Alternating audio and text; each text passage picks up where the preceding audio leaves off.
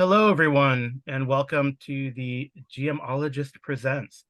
Got a new treat for you today on our channel, and we're going to play Dungeons and Dragons, the 5th edition, the game that is the most popular game probably right now. And we're going to set our game in Eberron. I have a host of people. You're familiar with BJ Boyd, who seems to always be on my channel, which is awesome. My wife, Amy, is here as well. And then we have my friend Jeff, who you've seen a couple times on the channel, and new faces to the channel, or at least new voices. My sister-in-law, brother-in-law, and mother-in-law are going to be playing Dungeons and Dragons with us today, which I think is pretty awesome. It's a family game, right? So let's have the family join in and play.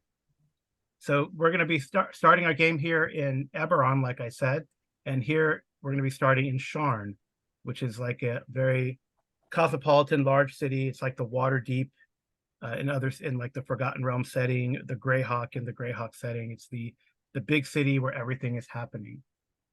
And yeah, so we're gonna start with this adventure that is actually in the Eberron book. It's good. This adventure is the adventure that is. So here's the Eberron book here.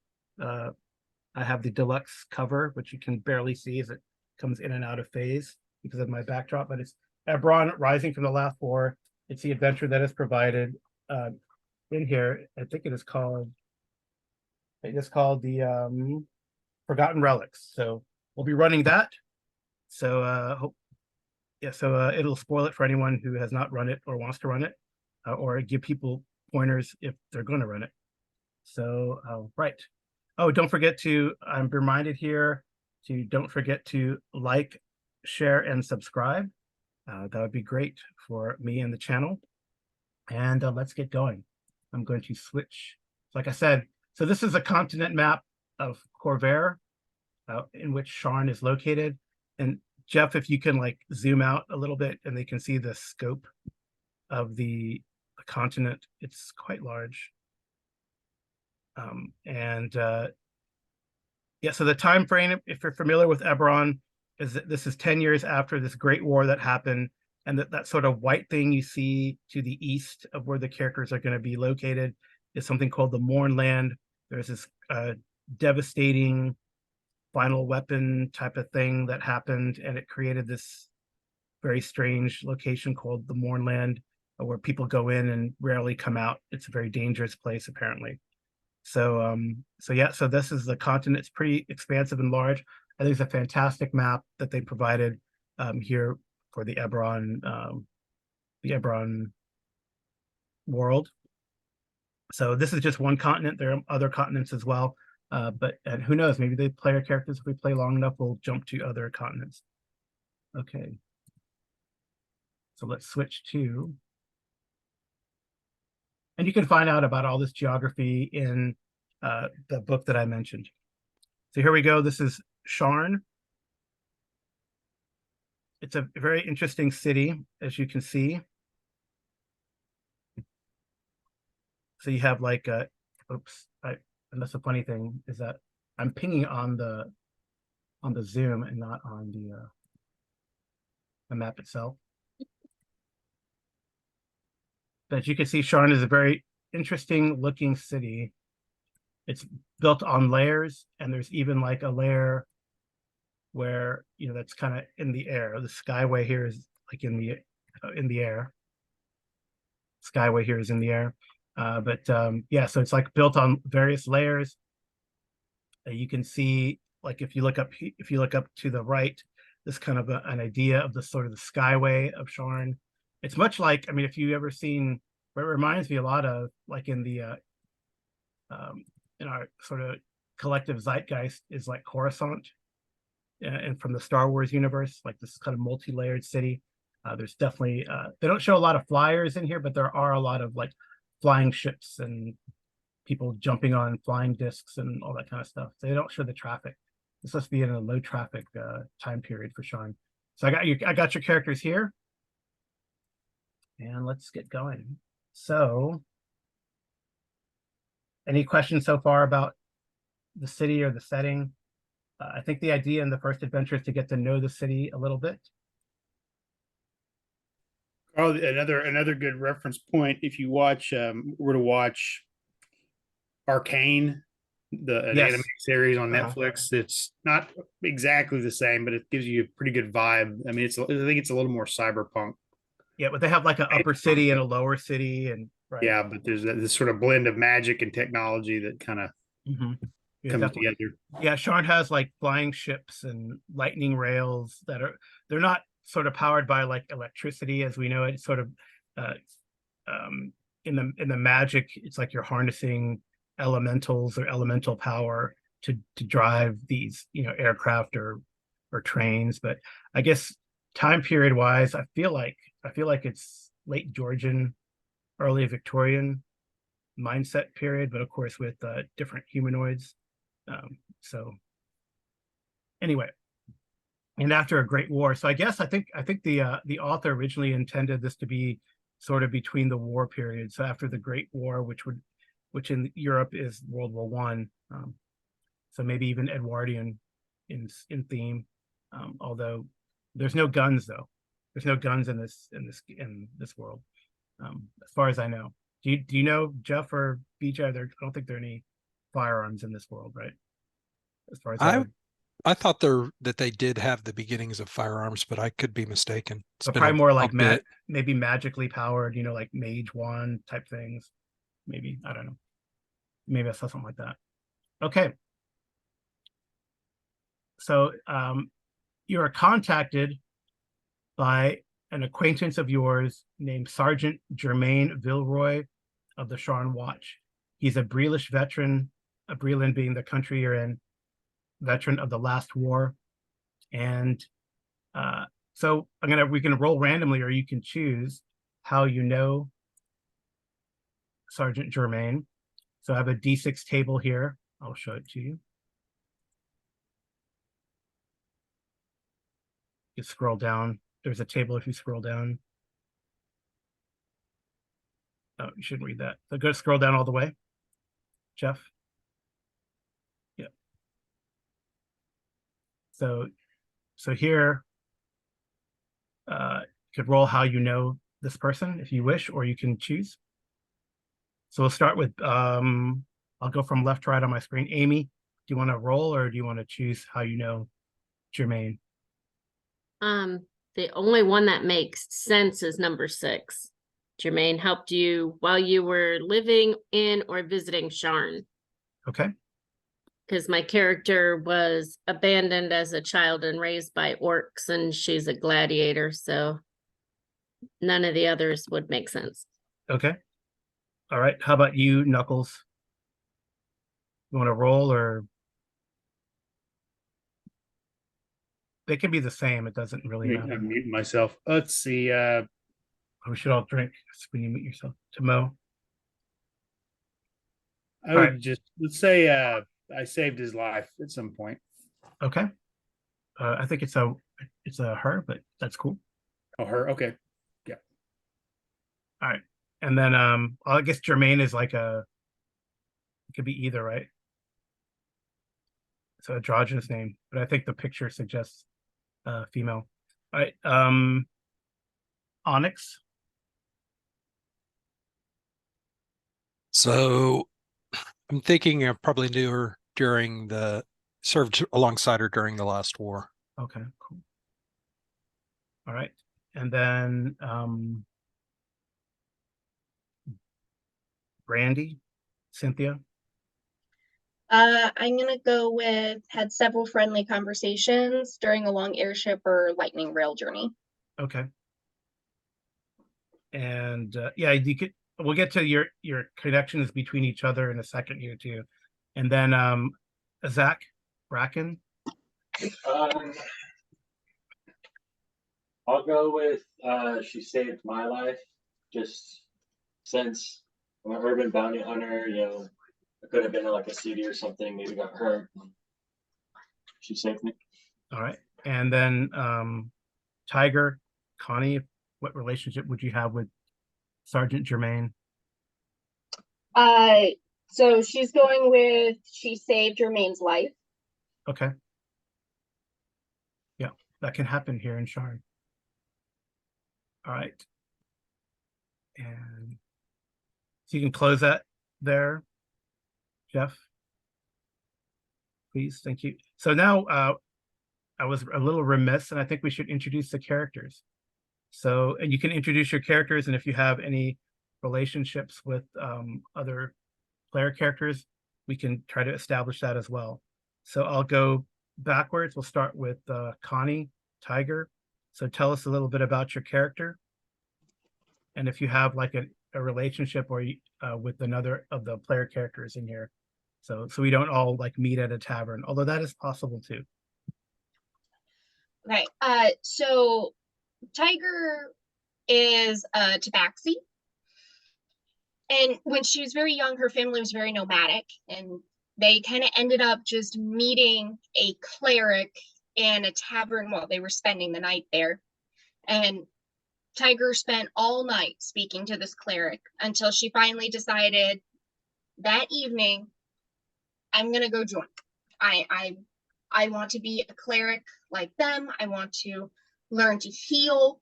I want to live these stories that I'm hearing. So she left her family and has spent 26 years studying and practicing and learning how to heal and also how to fight until she had a conversation with her deity through meditation, where she was tasked with the mission to go out into the world, see it, heal who she can, and defend the innocent against darkness. And she was also told that at some point she would meet an individual that could be considered a harbinger of death.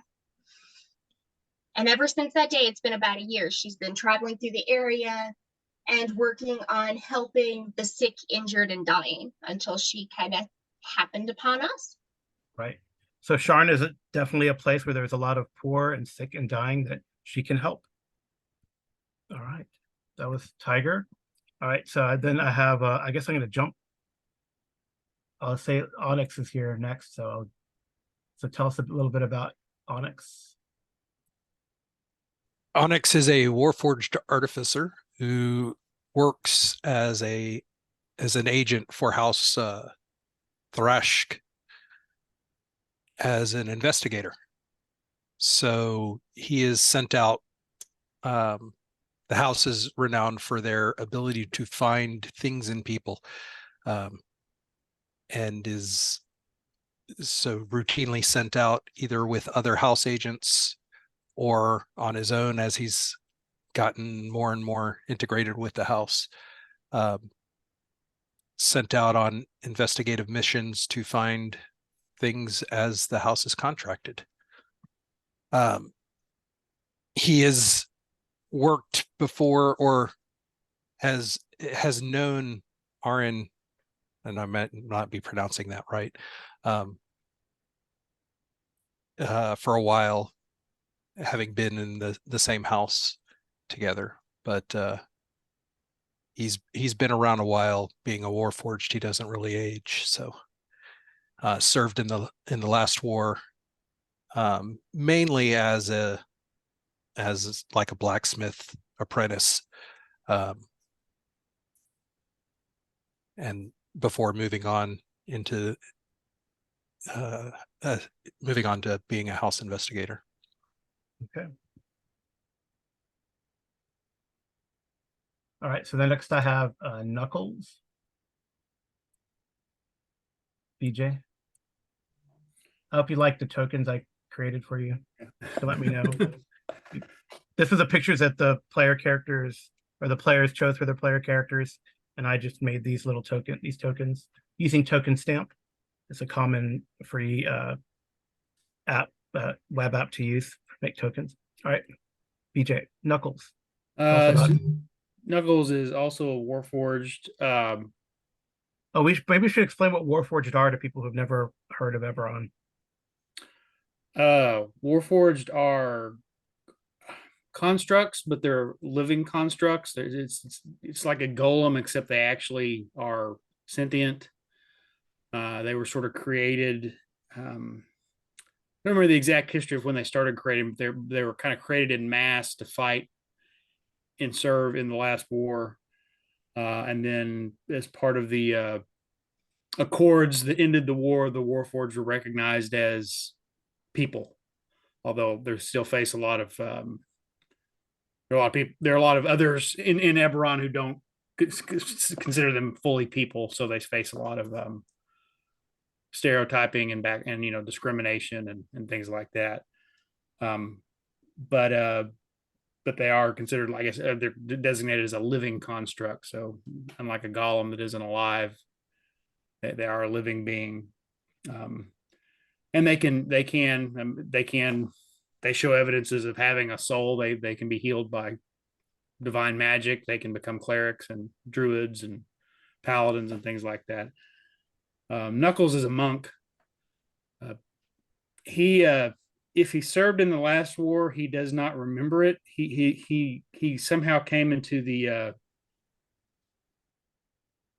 I don't know if possession is the right word, given that he's a warforged. He came into being. He was part of a criminal organization. That's just all he knows. Is that's when he is. It would seem like that was when he was activated, but maybe they acquired him, from somewhere else. He doesn't remember anything before that.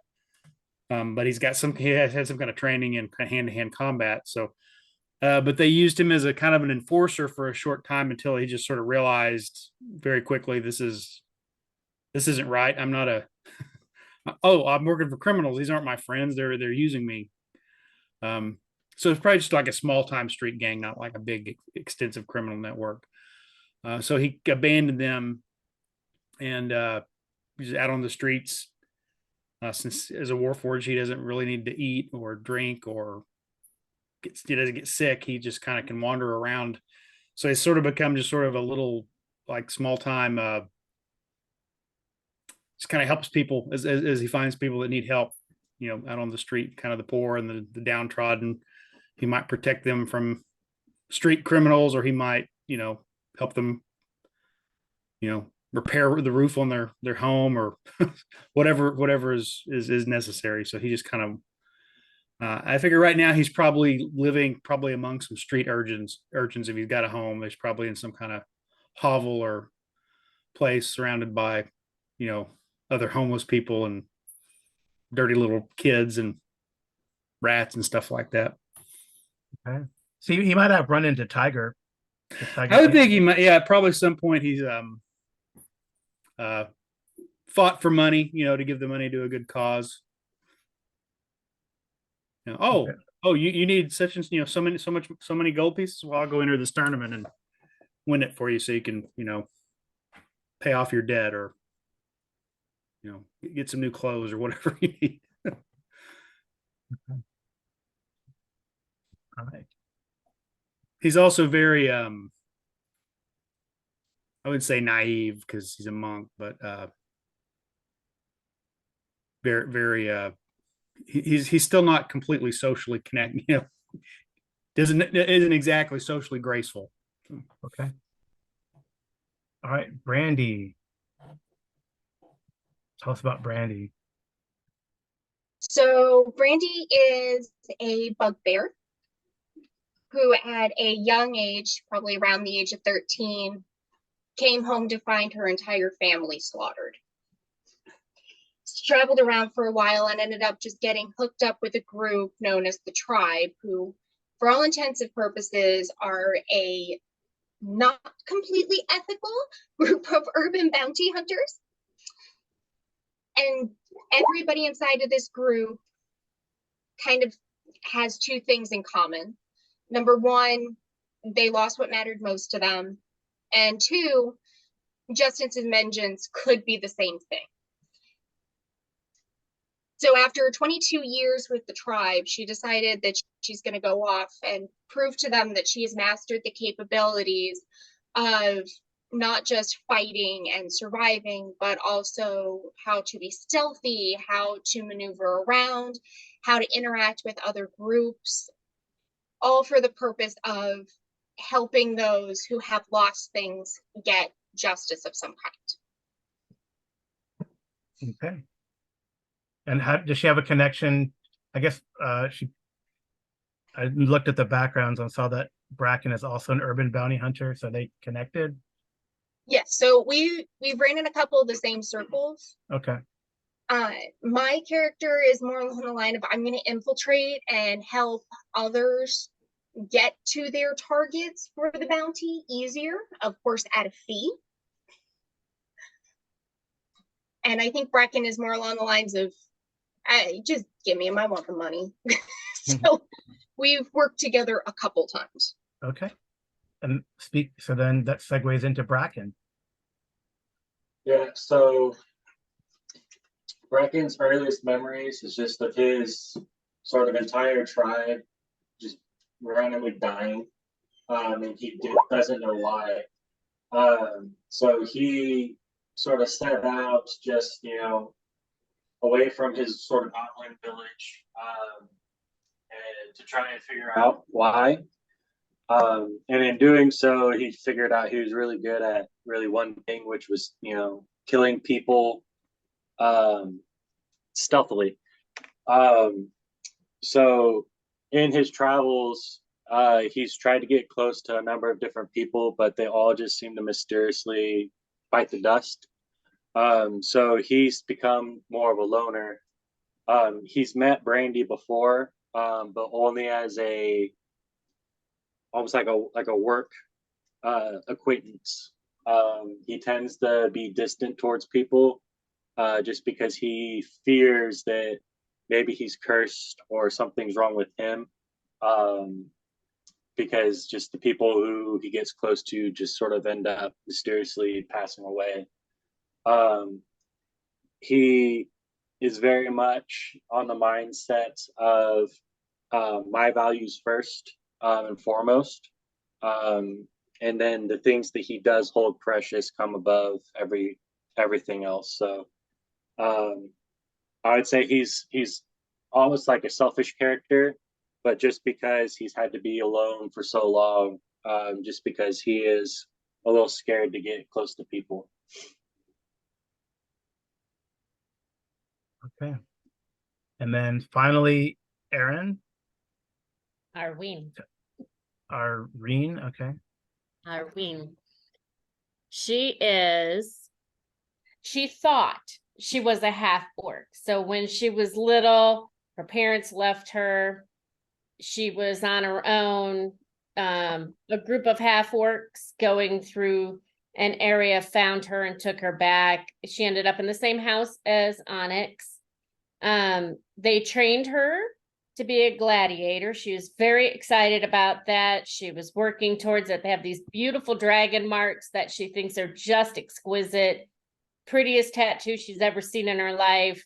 She fought really hard for them. She won every battle until accidentally one day she was fighting another competitor in the ring, and it was a sold out match. And she got so angry at them that she turned into them, and they pulled her out of the ring, let the other person win, and told her that she's not a half orc, which confused her. And she got really angry when they told her she couldn't have the dragon mark. And they explained to her that she's a changeling, and changelings are not acceptable, and people don't like changelings, and you can never let anyone know. Always stay hidden.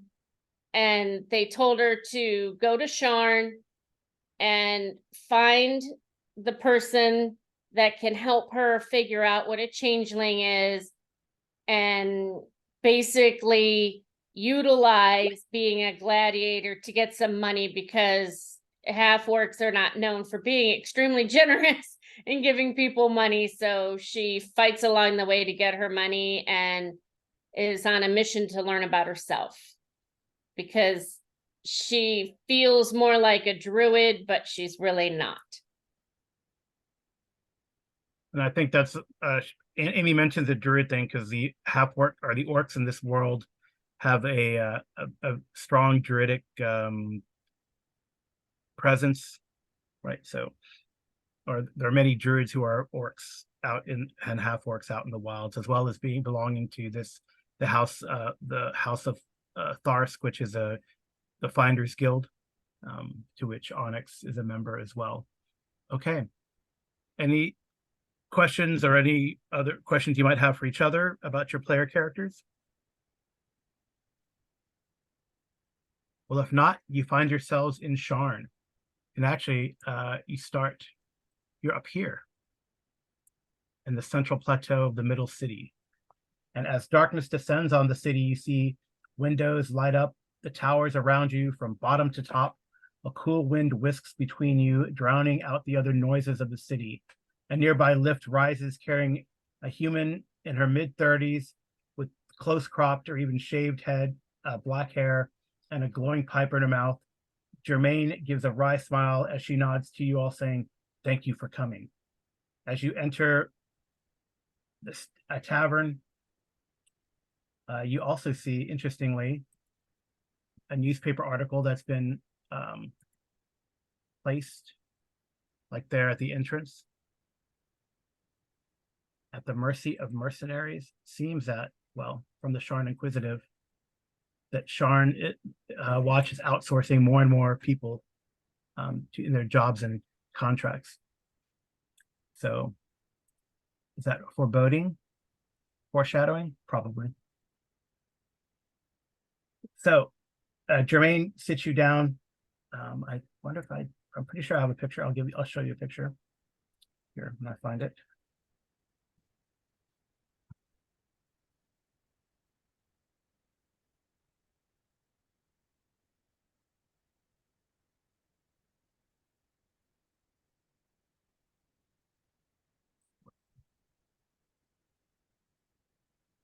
Let's see if this works.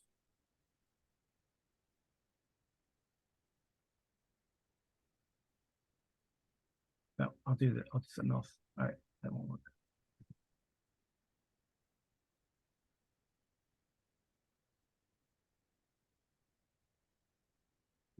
So there's Germaine there. And like I said, it's very close cropped. In fact, it is shaved. So Germaine is pretty gruff, and she gets right to the point. She says she has an appointment to meet a warforged named Cole, who claims to have knowledge of a crime being committed in Old Sharn. She wants you to meet Cole first and see if what the warforged says adds up and it matches with what Germaine's information is. Germaine is worried that her status as a watch sergeant and her presence will call undue attention and endanger Cole. Germaine can give you 25 gold pieces each now and another 50 if you can bring Cole in. Does that sound good? I know you all from various places in and around Sharn. Some of you are friends, some of you are acquaintances, but, well, you know, she points to the board where the Sharn Inquisitive article is tacked. Well, you know that the Sharn Watch is very stretched, and we need to outsource some of our jobs. And plus, where I'm sending you, maybe they might run from the watch. So your various talents might be more helpful. So are you agreeable? Would you want to take this job? Yeah, Yes. money. Well, great. So she looks at the others. Do they nod? If they nod their consent or not? Arween will just nod. Okay. Tiger's nodding. All right. So Can she tell us about Cole? Cole is easy to find. As you might know, I do not mean to be insulting, but sometimes the way they look is how a warforged designates himself. Cole is a warforged whose armor is blackened, and you probably would be able to find Cole because Cole is missing an arm.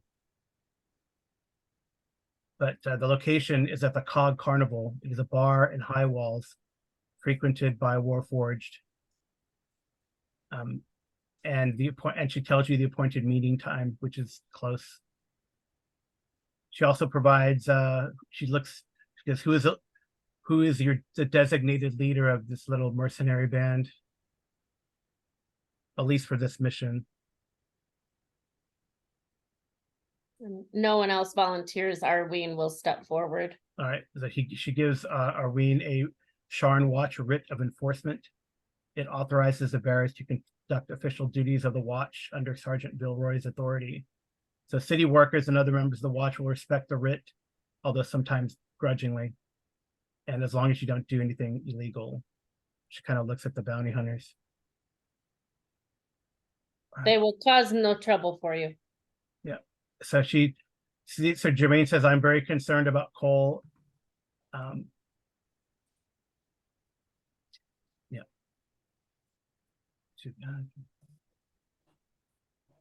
Why are you concerned about Cole? All right. So as you ask that, give me an insight check. Insight. You want all of us to do it, or just her? Well, now that she's questioning Jermaine, you can.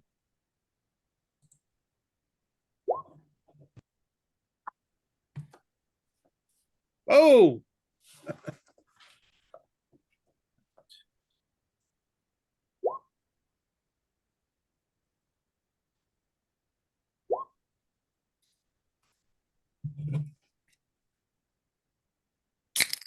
Okay. All right. Well, the Warforged maybe are, interestingly, are a bit more savvy. Maybe you've seen this kind of, felt this kind of talk before. Definitely, Jermaine is holding something back. Tiger, you can definitely tell for sure that Jermaine is holding something back.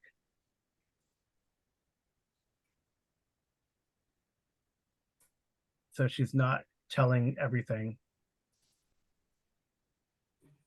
And you would say, both Tiger and Knuckles, that maybe her sense of concern for Cole is a front for something else. I think Knuckles would probably just walk up and whisper that. I guess since we just designated RN as the leader, just kind of whisper that in her ear, and then just kind of step back and look like, I don't know, intimidating, stern. I don't know. Okay. Arween would step a little closer to her and say that, To Jermaine? yes. And she would say, it's come to my attention that perhaps your concern for Cole is not of the natural type. Would you care to explain more? So We have a new player. So, what is that? Are there no, that's a shifter? It's a shifter? No. Yeah, shifters are a thing. Yeah, I know. That's what I mean. Is that, like, I'm trying to think what's the closest character to a dog in character species to a dog. You turn into a So dog. Jermaine says, kind of looks at you and says, I do not know what you mean. I think you know precisely what I mean. And if we're going to take on this adventure for you, starts with you being truthful with us instead of giving us only what information you feel we need, because I feel we need the whole truth. All right, so you can give me intimidation or charisma. If you give an either way, I would do it with an advantage because you have well. You mean charm? It says persuasion, but is it charm? Persuasion. Sorry, you said charisma, which would just be an ability score. Yeah, it should be So, persuasion or intimidate. Persuasion or Yeah. intimidate with an advantage because you have backup. Oh, I rolled it without. Oh, okay. You still got an 8. Yeah, you got an 18 on the die, so there's not much. There's not much room for getting No. better. All right. So I guess Jermaine, as you guys kind of lean in with, and surround Jermaine sort of comes clean and says that, well, look, sometimes I take money from the Boromore clan to look into crimes. and that you guys would know that the Boremore, well, especially Brandy and Bracken, would know that the Boremore clan they're a halfling, they're like the Irish mob, but they're halflings. So the Boremore clan is like a mob, a crime ring consisting of mostly halflings and their cronies. And so the Boremore, so Jermaine says that the Boremore clan sometimes gets him to look into crimes. He says that's why this one's kind of off the books, but on the books, if you know what I mean. That's why I gave you the writ, so no one will mess with you. But ultimately, I have to report to the Boremore clan, and the family's interested in Cole's information. Though really, I must point out that you are Cole's best shot at surviving, because I'm sure if the Boremore clan isn't looking for him, then you know that the Drosk are. So Cole's going to be torn apart between two of the largest criminal syndicates in the city. And Brandy and Bracken, the Drosk, you guys would definitely know because they probably tried to recruit you and might be like rivals, if not enemies, of the tribe. Their Drosk is a goblinoid criminal organization in Sharn. They're bad news. All right, so right. Arween would ask her, then is the money for this being made from you, or are the Boremores paying our salary, shall we say? Oh, well, this is my money that I'm paying you. Seems to me like if we do this job, the Boremores should be, shall we say, reimbursing you. Potentially. I will speak to them on your behalf. Maybe not right at this moment, but I will make a note. All right. She says if you have no place to stay in Sharn, she will put you up here in Middle Dura at a place called Galanda Hall if you need it. But she doesn't think the investigation would take that long. But maybe after the investigation is finished, you can hole up there if you need to. All right. So that was up here, which is also here. No, sorry. There's a, not there. It is here. So I'm trying to give you guys a perspective on what Sharn looks like. So, you guys were in the middle city and you're supposed to go down to number 2 down here near Tavik's Landing. So you could take a lift or a sky coach down there. It would not be a problem. Is that what you intend to do? So Jermaine leaves and says, I will try to catch up with you later. Arween will nod at her and wish her safe travels. And she'll turn to the group and say, how do you wish to get down there?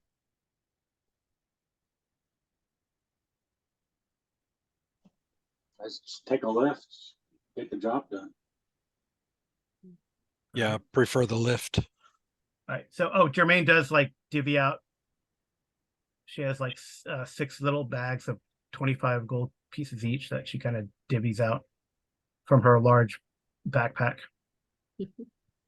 Large and heavy backpack. So she divvies out. You guys have 25 gold pieces now. Okay. And then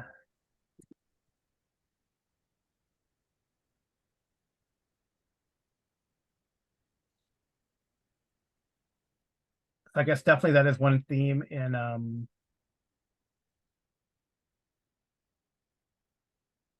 Sharn, is that there's corruption. Corruption is potentially rife throughout the city. Okay, so you travel then. So the Sharn neighborhood of High Walls, which is here or here, like I said, district is mostly enclosed by walls, actually. So all the bridge, so you take a sky coach and you walk over a bridge. So the bridges from the other districts to High Walls have massive apparently magically warded gates that can be sealed at a moment's notice. There's a fortified Sharn watch station at these gates, and the neighborhood is really home to refugees of the last war. So I think probably Tiger Knuckles would definitely be familiar with this ward. So there's many displaced people from Sire and other places who are still live here as refugees. So when you arrive in the district, the stench of body odor, garbage, and tobacco mixed together in the streets, high walls cut in this district's crumbling, vandalized buildings off from the rest of Sharn. Though the towers rise over the walls like imposing sentries, many people stand idly on street corners. Of course, they eye you suspiciously. It's like you're like a large group. And it's a very simple matter to find the Cog Carnival. And people pointed out potentially Knuckles, and I don't know if Onyx would come down here, but definitely Knuckles. You probably know where the Cog Carnival is as well. It's a dilapidated Warforged dive bar. And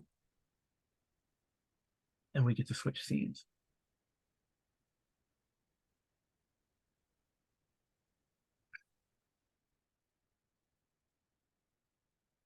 So you guys can, you guys are here.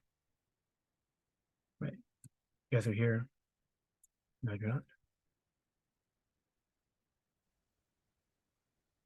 My ping, you're not seeing my ping, which is bizarre. There it is. All right, it's delayed.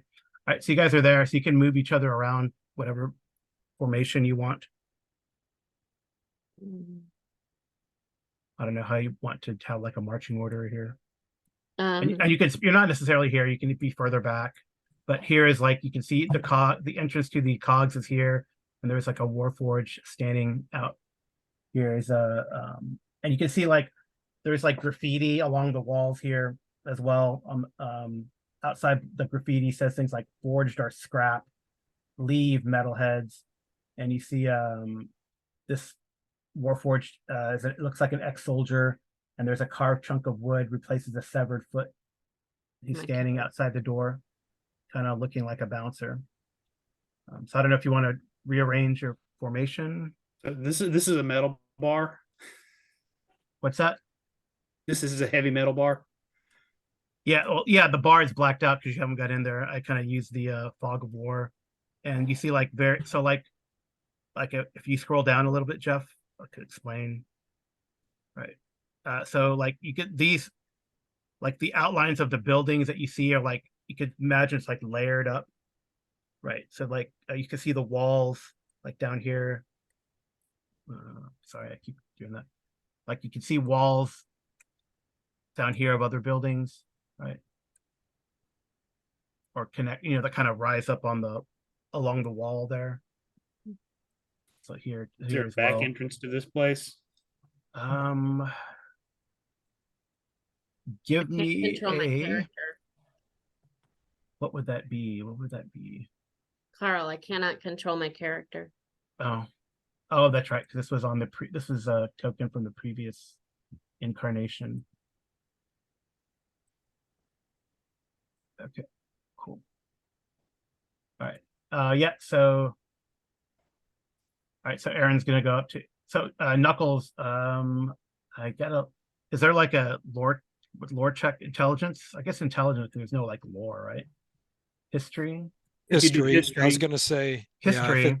History, but since I kind of established that you probably have been here before, you can do it with an advantage. And who did you say to make that roll? Knuckles, because I don't think you've been down here, Jeff. This is like, okay. Oh, nice. Yes, so there is potentially a back entrance, but it's kind of a roundabout way. So you would have to see if I can draw it here for you. See there, so right here, you see my arrow? Yep. So like there's a back here, there's a series of corridors and alleys that eventually end up here. That's the back entrance, like right here. Okay. Be like, if that's okay with everybody, I'll try to go through the back entrance in case we need to come from different directions. That's fine. Yeah, I mean, does anyone want to? Okay, so you can put yourself here, and then I'll down here, BJ, and I'll start moving you, or you can start moving. All right. Although that you do realize that, so that portal is, as you check it real quick, it is locked. So Anybody got a lockpick? Sure. Need something opened? so yeah, it's probably a good. I mean, if the Warforged can probably, like, if there's other, it's like Warforged hangout back here, then that's probably the best. All right, so Aaron, you're gonna go up to talk to the bouncer. What about what are Brandy, Tiger, and Bracken gonna do? What do you want to do? I think we're gonna observe. Okay, so Brandy and Tiger said they want to hang back. Just sort of check things out. Bracken is gonna kind of come over here and watch them pick the locks, because he's just really interested in that kind of stuff. And Tiger? Tiger's gonna just be with Brandy, just sort of watching how the bouncer goes. Okay. All right, so you approach the bouncer, Aaron. Okay. Yes. And go ahead and do your lock picking, Jeff, for Onyx. Okay.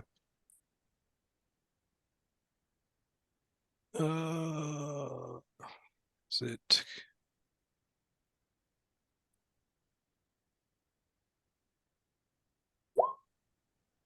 Yay, I got a 1. Oh no. Okay. Say, can I give it a try, please? Yeah, I was saying, Are you proficient with these tools? Yeah. I just don't have any on me. Well, I mean, it's built into my arm, so Oh, we could trade arms. Okay. Yeah. Let me chat with. Sorry.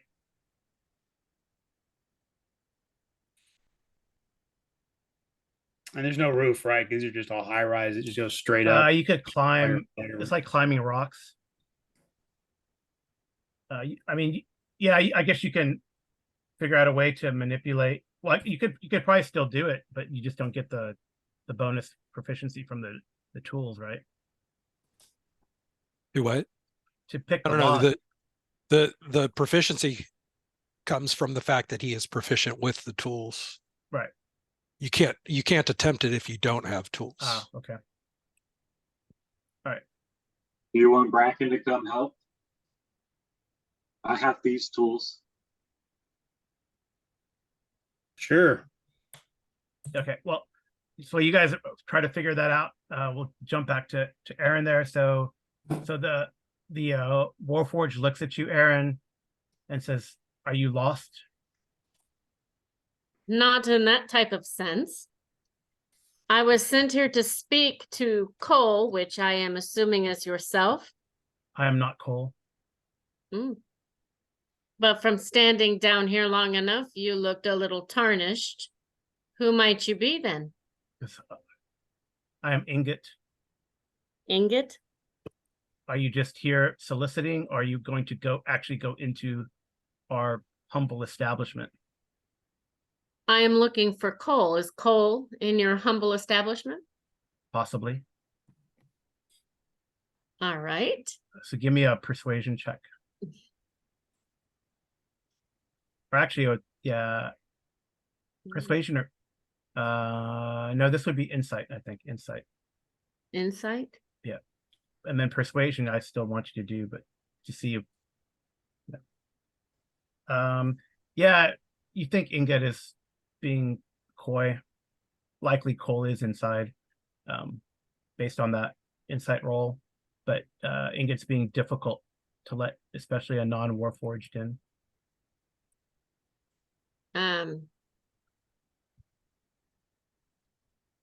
Then I'm thinking what she'll say is, if you don't wish to let me pass, that is fine.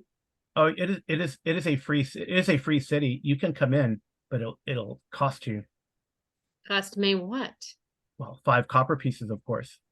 I don't think so, honey. I saw you walking with some Warforged. They But are over. I guess they really weren't your friends, so 5 copper pieces if you want to come in.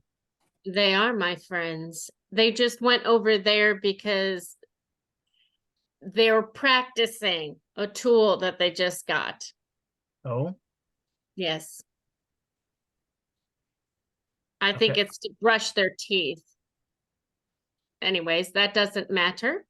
so you, well, anyway, it's 5 copper pieces to get in.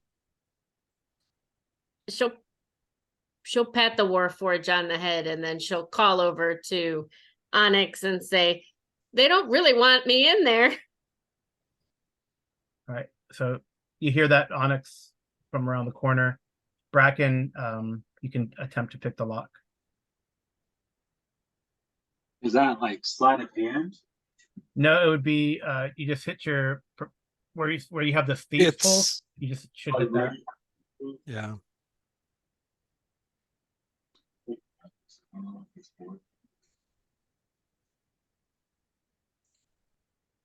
I'm sorry, Carl. Did Um, you tell me I was supposed to roll persuasion too? No, because the conversation you didn't like try to, ask him to nicely let you in or anything. So No, not yet. yeah. Did you find it, Zach? I'm not sure if Roll20 does it right. It's typically just a dex check with proficiency. Okay. I thought you could click on thieves tools. I can't remember if it does that or not. Yeah, you can set it to have under your tool proficiencies. There's a section down there that you can set it up Yeah. to where you can make a roll. Yeah. Oh, yeah. If you click it, then it should ask you. Yeah. If you click on thieves tools and then it asks you to put in a attribute and then put dex.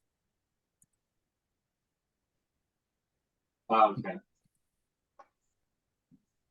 We see you find it. Ooh, there we go. Oh yeah, it clicks open for you. Okay, so I got to show you what I see what you see. And Onyx pops around, having Okay. heard his name, and says, "Of course he does it. This is a Warforged bar, and you aren't trying to walk in with a Warforged, so stands to reason that they would want to dissuade you from going in." So it says okay. So that door is unlocked there, Knuckles. Okay.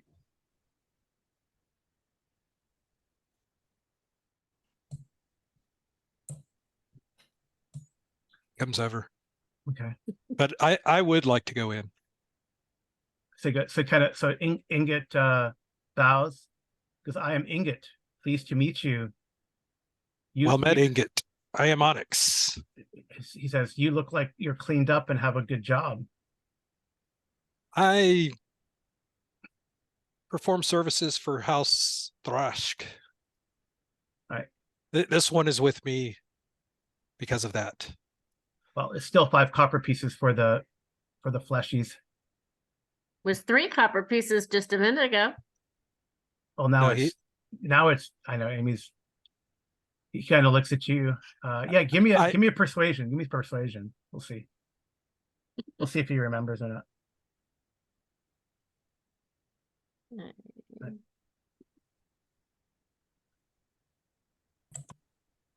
Dang it.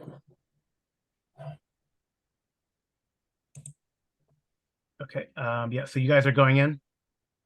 Mm-hmm. Oh.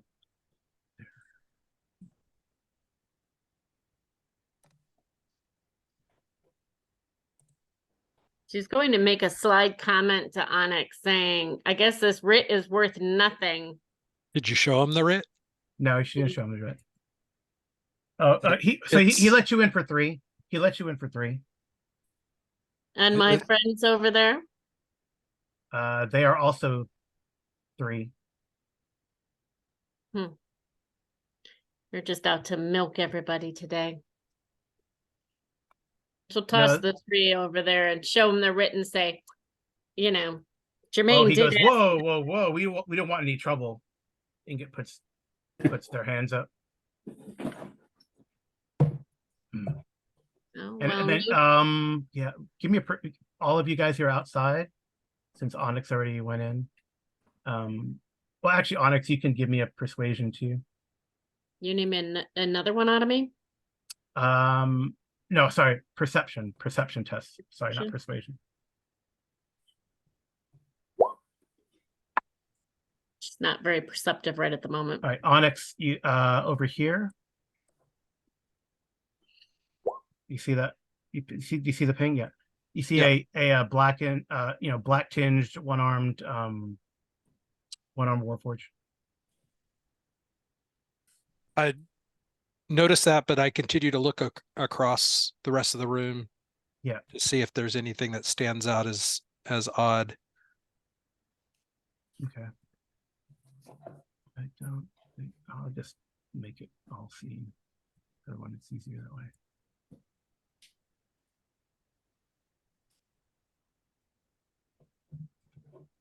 Oh, is it blocking out because are those booths? Yeah, those are booths and stuff, but it's fine. Yeah. Well, no, this is like, it looks like this is like the kitchen, like where this. Oh, back in the. Yeah, back here. Yeah. This is like the yeah. Like here looks like the kitchen and stuff or whatever. I don't know. Gotcha. Makes The sense. Storage. I don't know if they don't Attached need to food. They don't need food. They just drink oil or whatever, you know. It's like a droid bar, you know. All right. All right. So Onyx, you go in. So you guys can go in if you want. Oh, did perception, Brandy and Tiger? Did you make roll perception? I see Brandy's. I don't see Tigers. Okay. Yeah, Tiger can roll perception too. All right, Tiger, you see Ingot kind of bang, take their foot and bang on the side of the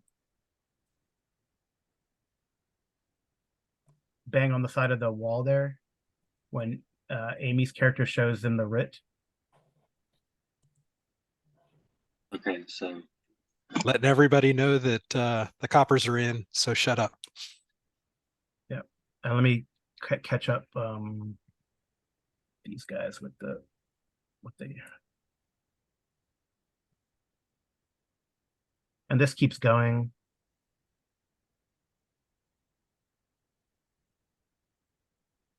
Is there a locked door here or just a?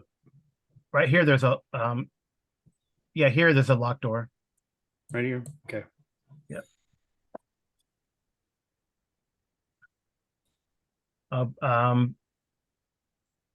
Bracken, give me a perception check also. Knuckles, I'm assuming you're like straight to purpose, right? So you know where you're going. Examining the door. Yeah. But Bracken's okay, hanging back. Okay. All right. So Tiger, so Aaron went in. So you see Onyx goes over to talk to this person over here. There's like a behind the bar, and you see a various Warforged hanging out in here. So I don't know if Brandy and Tiger, it looks like Aaron already paid for you guys to come in. And it's like looking at you, got their hands up. So okay. All right.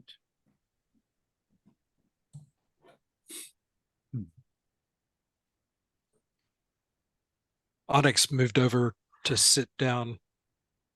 Okay. Near Cole. Yep. So let me describe this place. And all right. So it's smoky, low flames, and a fireplace barely illuminate the cracked stone walls and filthy floor of this establishment. I feel like the fireplace is like here, maybe. No, there it is. There's the fireplace. So smoke was coming out of this. Single room space is crowded with Warforged, with severed digits or limbs, scars, burns, and other wounds. Other Warforged in the area gathered around traditional dice, card, dart games, board games. So throwing metal. Some people back here in the back right corner are throwing metal rings onto a post, playing card games or dice games or whatever. Let's see what else. Oh, this is fun. So Carnival competitions, throwing metal rings onto posts, tossing a ball at a tower of weighted iron cups, hard enough to make them fall down, striking a homemade machine hard enough with a hammer to ring a bell. Oh, that'd be like over here. That looks fun over there. Yeah, I'll move this guy here. Testing, test of strength or whatever. Yeah. Small bar in the corner. It's over here. Serves cheap ale. Behind this bar, a Warforged bartender shouts and jeers at patrons losing games as well. All right. And you go there and sit down. So the bartender, I guess, to Onyx, looks at you and says, slumming? Figured it's time I came down to and checked out the establishment, an establishment that actually caters to our people rather than up there where they treat me like possession sometimes. Yes, I understand that, but you are all shiny and intact. At least your handlers, make sure of that. And she kind of points around and, like this guy here, holds up his hands, and you can see like this, like the digits are missing and stuff like that. Yes, I can't complain on my treatment from the house, but yeah. And she goes, so I guess this Warforged identifies as female and extends a hand and says, I am Smelt. I own here the Cog Carnival. I'm glad you can see what we're trying to do here. Perhaps you can tell your masters. I wanted to create a safe place where Warforged could gather and socialize in this district. And of course, I can't afford a city's expensive gambling license. So, well, here we go. We can play games for free, because you know how we like games. War games, card games, dice games. Yes, I do. A good game of dragon chess is always relaxes me and puts me ready to wind down. Odd. She I guess she raises the equivalent of an eyebrow, like a metal eyebrow. Dragon chess. That's well, if you could get me a nice board, we could definitely have some tournaments. I actually your designation. Oh, I apologize. I am Onyx. Yeah. A master of various tools and investigator for finding things that people have lost. Hopefully not finding people. Typically not. All right. So when you need when you need money to stay afloat, sometimes less savory jobs must be considered. Yes. All right. What are so you have a good conversation with Smelt. You haven't talked to Colt, right? No, I haven't. I do pull out my dragon chess set that I have in my pack and oh wow, okay, and hand it over to him. A donation for the cause. Oh well, let's it's kind of not busy here. Let's start playing. So you can play chess. Very well. Yep. I set up the board and Cole, the Warforged you think is Cole, kind of looks with interest as you and Smelt set up the chessboard. What are the rest of you doing? Or anyone want to? I know you guys are gonna have to resolve this. So you want Bracken or Knuckles to pick this lock back here? It's locked. I still don't have my own set of lock picks, so I'll let him do it. He's probably better at it than me anyway. Yeah. Okay. Okay. Apparently not. All right. Did you just get 2 9s? Can I give him? Can I do it? The help action to give him advantage? Just technical advice. Let's see. Yeah, we'll let you try again to do that. You can roll with advantage, and because Knuckles like, no, that's not the real lock. This is the real lock. They gotta hide things back here. There you go. Okay. So you're able to open. And then I'm gonna try to sneak in if I can. Yeah, you could try to stealth in. Well, for all the good that did. Yeah. So this Warforged here kind of. What about you, Bracken? What about you? What are you gonna do? I'll try and sneak in too. Okay. Just hide behind me. Yeah. Pretty big, pretty small. No. Nice. Okay. Knuckles is like 6'2" and weighs like 300 pounds. Yeah. I'm a small goblin, so you know. Yeah. So you can put yourself anywhere within like 60 feet, Zach. So if you want to hide like over here too, you can get in like no problem. Okay. All right. So just give me a sec. So this Warforged kind of looks. This one over here kind of looks at you. Just wave. He wave. Okay. Kind of nods. He nods with his head like a scance, and then he points like towards the kitchen area because that's where deliveries go, I think. Here or here? No, yeah, I guess like here or here. Yeah, he points here. This is like storage here. Okay. Is there a door? Yeah, there's a door right here. Oh.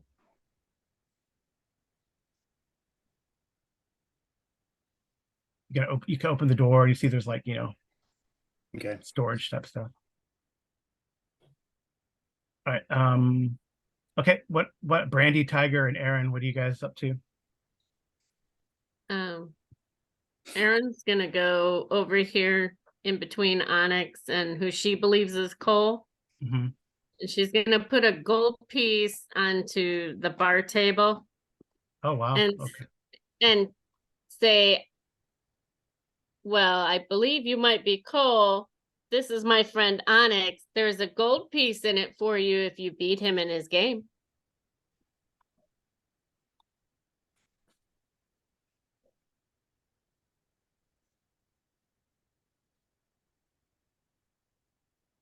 Did we just lose audio?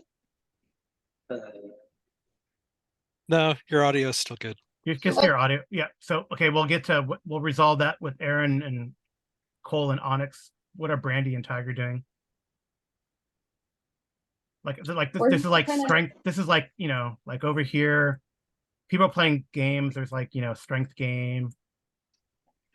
People Yeah, are I throwing want to go things try at to. pegs.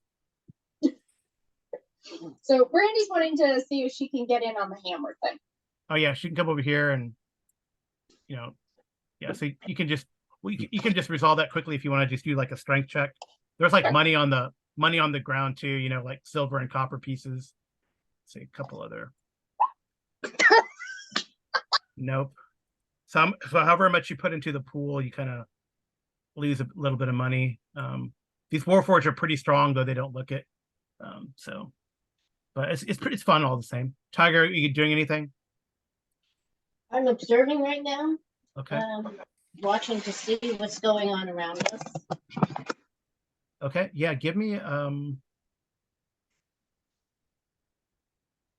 yeah, I would say Tiger. Let's see.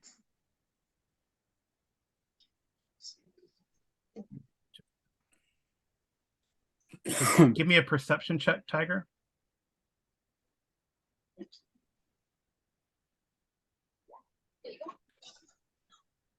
Okay. It's all very fascinating that you're seeing all these people kind of playing games and the like. You can say that out loud. They're heathens. They're So what? there's dice over here, right? What's that? Yeah, there's like dice games and stuff. Bracken's gonna go try and play some dice. Okay.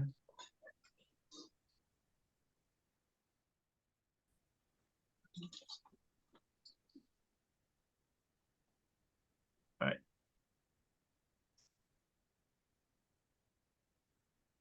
All right, let's go back to Aaron, Onyx, and Cole. So Cole says, yeah, so it is like I said, it's a Warforged soldier missing their right arm.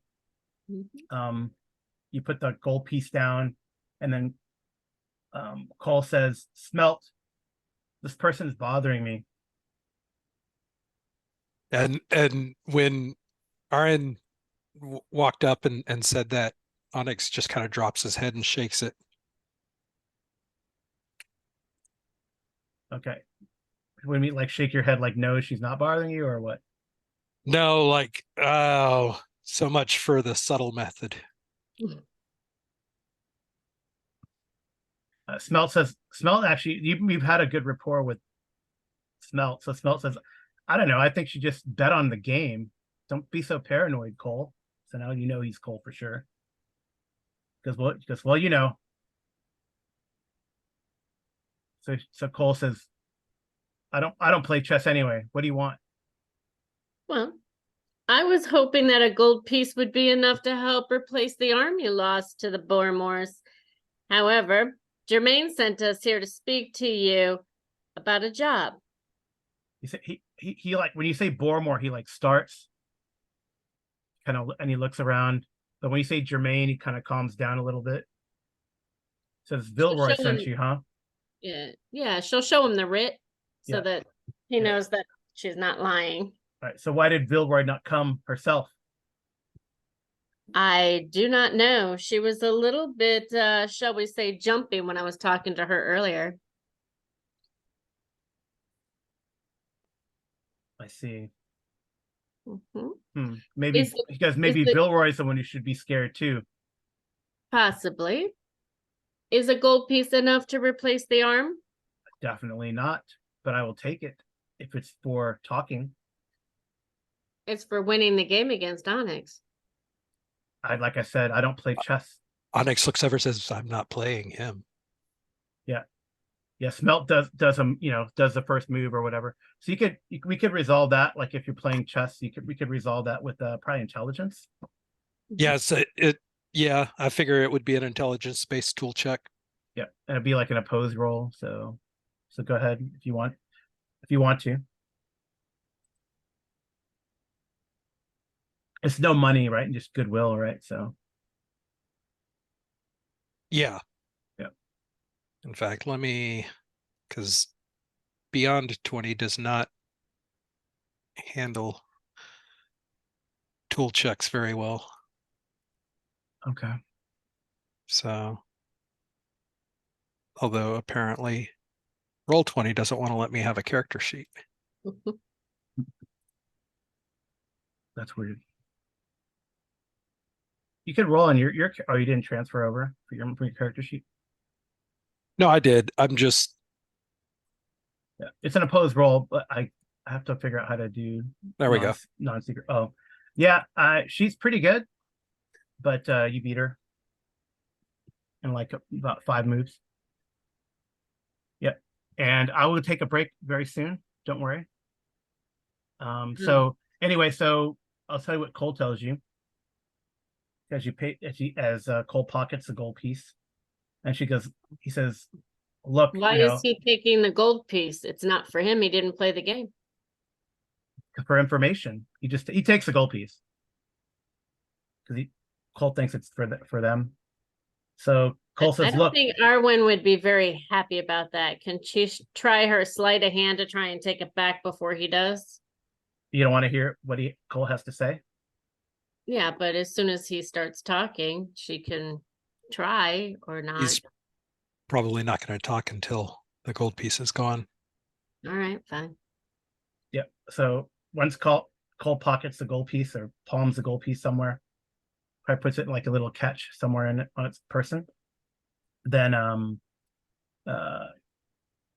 Cole hurriedly explains, because look, there's a child kidnapped from House Orion. My friend Razor was murdered. The Dosk are looking for me. They're looking for artifacts in Old Sharn. And then Bracken and Knuckles, what are you guys doing? Oh, you guys are playing games. So are playing games or putting stuff in storage? Are you like in the room, BJ?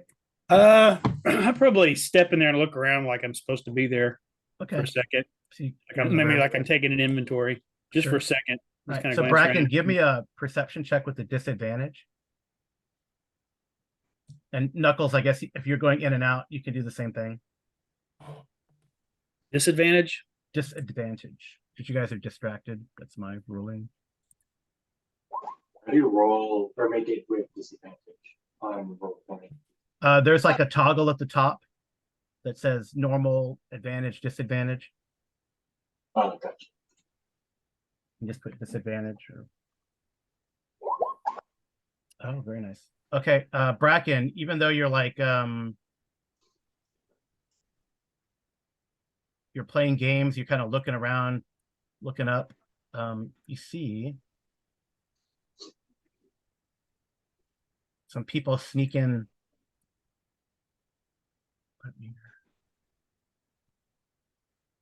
Some people sneak in from the back.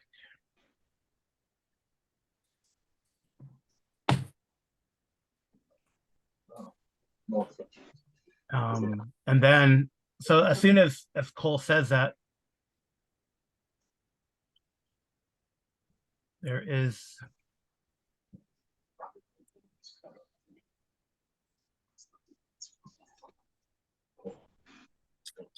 as soon as Cole says that, there's like a kind of firebolt, like hits inches above Cole's head, and you turn around. You guys turn around, and you see some people suddenly at the door. I'm going to say Onyx, Aaron, and Brandy were distracted, and Tiger, you unfortunately failed your perception check earlier. Yeah. So these look like they're right. So Cole says, "You brought the heat on me. You brought the heat."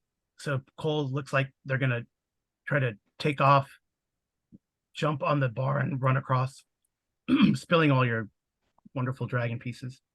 But Onyx, we'll take a Go ahead. We'll take a break there. I was go going to ahead. say, Onyx turns and looks at him and says, be at ease. You will not be taken. Okay, cool. Yeah. So with that, we'll take a 5-minute break, and then when we get back, we'll well, it'll be probably some combat.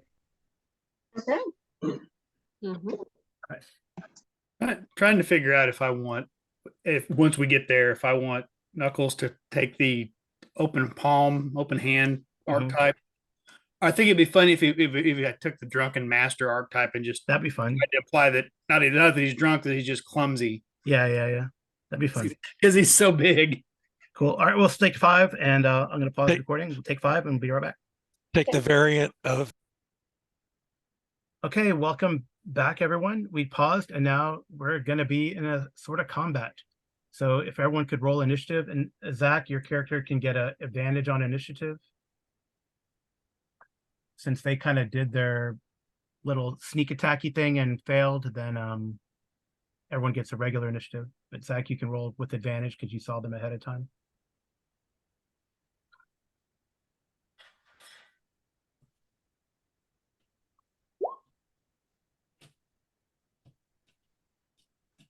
Ooh, 2 1s already today.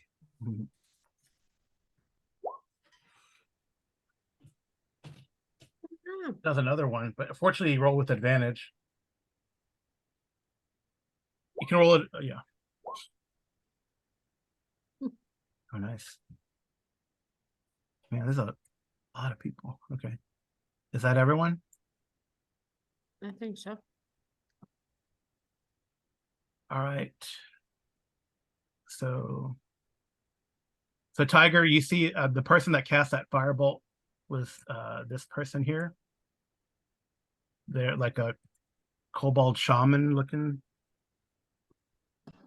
person. But all these people kind of jump in. You can hear Ingot yelling from outside as well. Yep. So Tiger, you're up if you want to do something. Just okay, Carl. Speak Yeah. up. I'd like to do Sacred Flame. Okay. Do I have to aim that at? You just designate a target and see if you hit them or not. Okay. I believe Sacred Flame's a save. Is it Yes. just a save? Yeah. DC 14 save. Okay, So click so, it. So just, yeah, click on it so we can see what it does. There we go. Yes, it comes up over there. See? Okay. So 1 point of damage if they don't make a save. So who are you targeting? the people who are attacking Cole, or whatever those things are. Oh, The so- guy that threw the first spot. Okay. Fireball. Okay. And do you want to move or anything as well? There's a cobalt right in front of you. I believe. I think I should stay back. Okay. They failed. So this one gets injured.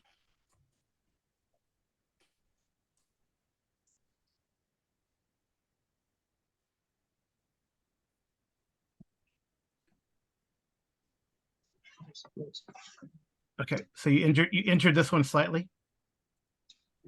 And do you want to move?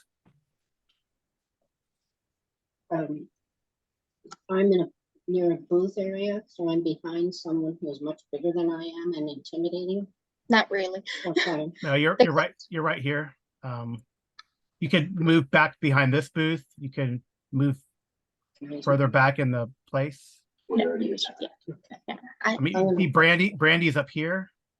Yeah. If you want to move towards Brandy, yes, so you can like slide under the bench there, and you can move up to 30 probably, right? Yeah. So she has 30 feet of movement speed. Yes. yes. Okay. I was hoping it still had. You can even move past those Warforged. Did you want to move past that? Yeah, let's get past that. Do I have to run into something else? No, you're good. Yeah, that's fine. Okay. I think Bracken, you're up. Is that you're done then, Tiger? Yes, for now. Bracken, you're up. Okay. They definitely look like Dosk operatives or Dosk thugs. Okay. I can see this guy, right? Like he's not like hidden behind a wall or anything from where I'm at. Which one? That guy right there. I don't know if you can see. Yeah, it looks like he we'll just I don't know if that's like a wall or just like a booth. he probably has some cover, but you could see him. Okay. I'll move just back to here and then I'll attack this guy with my bow. Okay.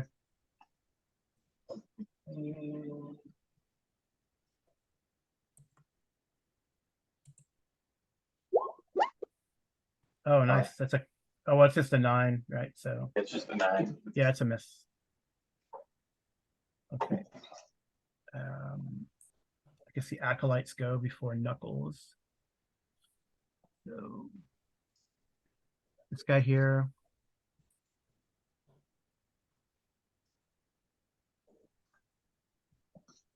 It's gonna move to there.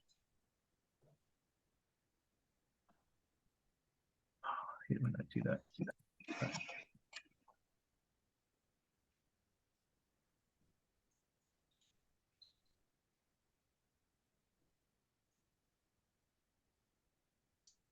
Are these all kobolds?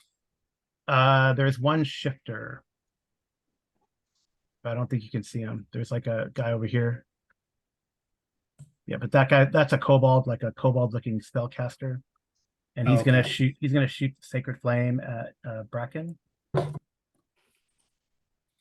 So I need a DC 12 save, please. For Deck Bracken. safe. Deck save for Bracken. I gotta figure out how to.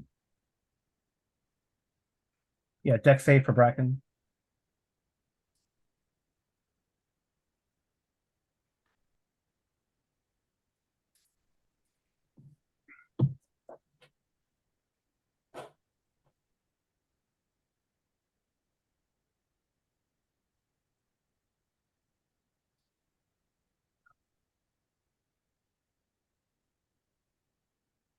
So Zach, can you make a deck save for Bracken?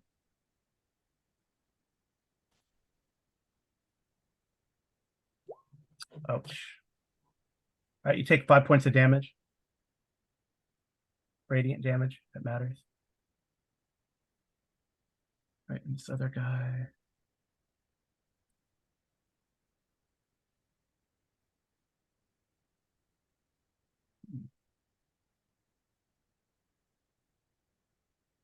Yeah.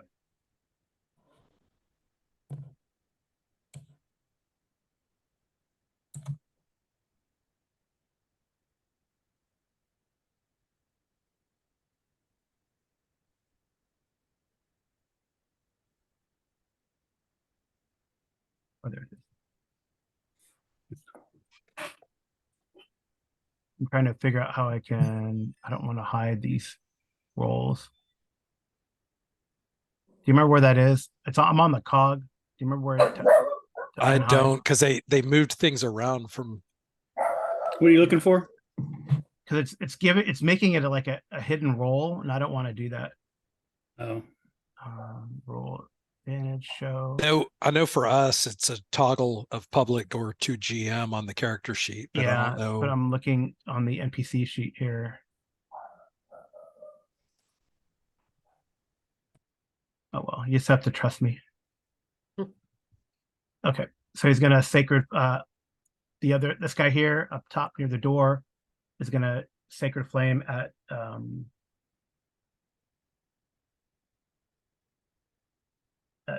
Cole. And Cole.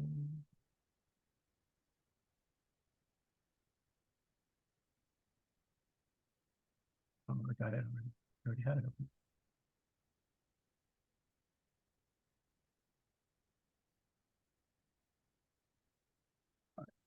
Cole is able to.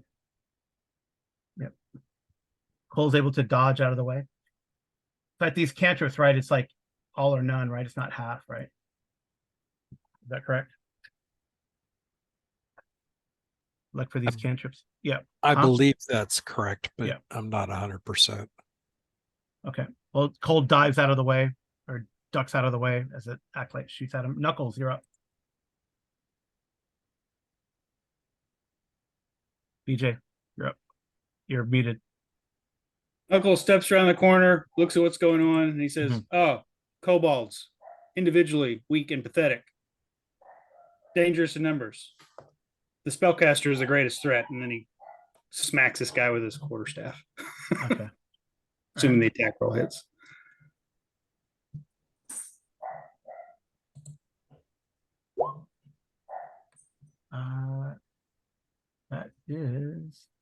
That is a hit actually on these guys. I was gonna say. Oh, sorry, that should have been two-handed. It's two-handed, but same That's attack. So, all right. 10 bludgeoning. All right. Well, if that doesn't take him down, I will use my martial arts to kick him. that goes down. He goes down.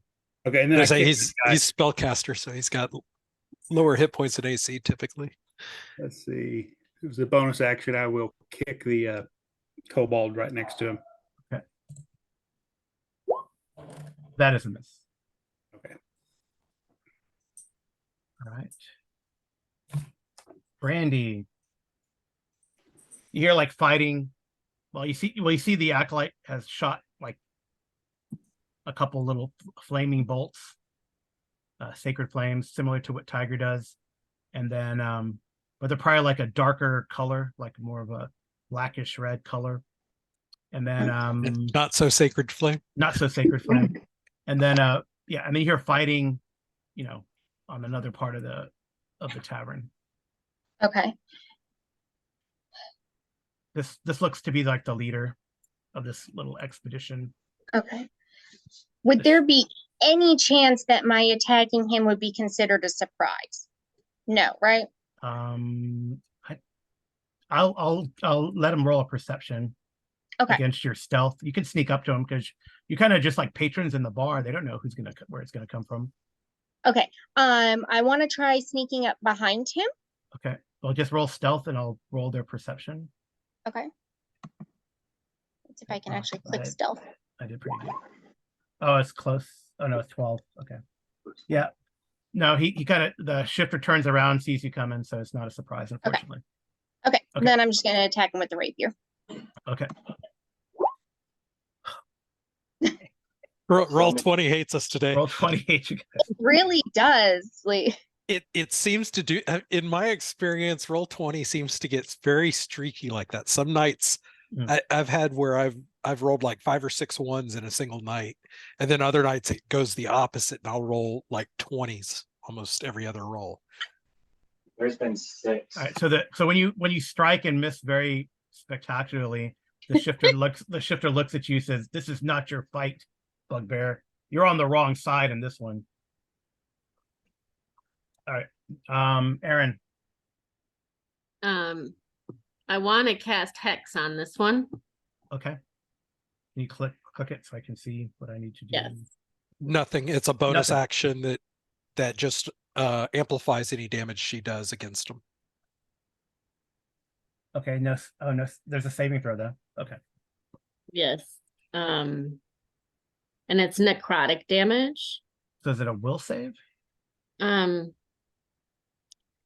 It says you place a curse on a creature. Yeah, that there's no. until the spell ends, you deal an extra 1d6 necrotic damage to the target whenever you hit it with an attack. Also, choose one ability when you cast the spell. The target has disadvantage on ability checks made with the chosen activity. The target drops to 0 hit points before this spell check. You can use a bonus action on a subsequent turn to curse a new person. Well, no, it says spell save, so I get a save. That's all spells say that regardless. So does Hex not have a save? I'm checking real quick on the actual. Okay. So what do I roll to hit them then? The longsword? You don't. There's no to hit for that. Yeah, there's no to hit. You You would then follow. It's a bonus action, and then you would follow that up with like an Eldritch Blast, and then if you hit with the Eldritch Blast, you would get an extra D6 damage on top of the D10. Yeah. Okay. Or you Then- can, So roll Eldritch Blast now, right? yeah. That is a hit.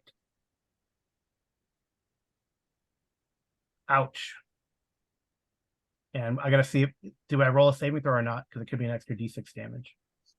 Says I don't think it's a saving throw for Hex. I think I don't believe so either. I've never had a saving throw Okay. applied to Hex. it's an ability that he struggles with when she hexes, but I don't think it actually has a saving throw. It's just you are hexed now. Okay. think it's- So roll an extra D6 then, damage.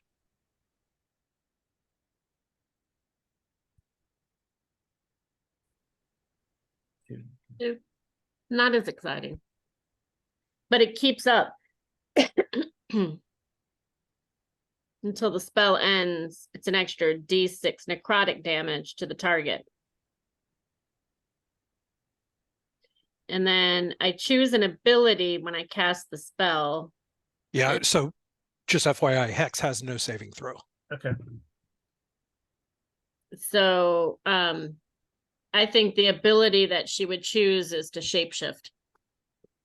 No, that's not what that means. Yeah, it means like a You choose Dex, Strength, Constitution, Intelligence, Wisdom, or Charisma. You choose one of their ability scores, and checks with that ability score get disadvantage. Okay. So But not attacks or saves. okay, I'll choose charisma. well, you jacked up the shifter pretty good with that attack. Are you gonna move? You can still move if you want. I don't see any need to. Okay. Kobolds go. All right.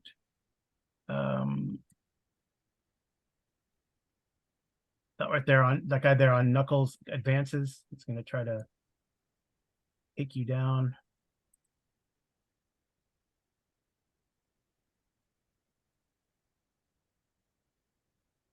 And he is going to try to strike you with his dagger.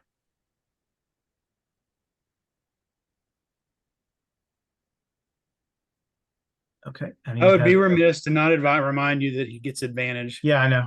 All right. I wonder if it'll. I was looking at pack tactics, so I guess Yeah. I'll roll twice. But I was about to ask why he gets advantage. I forgot kobolds okay. have pack tactics. Knuckles doesn't know that, but BJ does. All right, so that guy hits with his pack tactics. And then I don't know. He hit. Of course. Oh, there it is. 5 points. He takes. You do 5 points of damage. He does 5 points of damage on that first attack. And What then was this. his attack roll? I don't know how to unhide it. You got a 19 and then a Okay. 5, a 5 All and a 19. So I don't know how to unhide it. Sorry. And how many points of damage? 5 points. Oh, Yeah, I wish I could figure out a way to unhide my rolls. It says general options. Oh, there it is. I found it.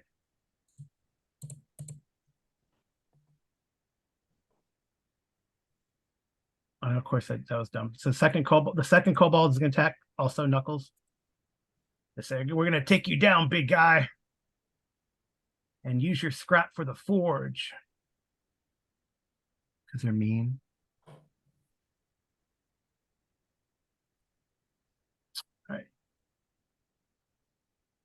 Now let me see. Do I get a toggle for advantage or disadvantage?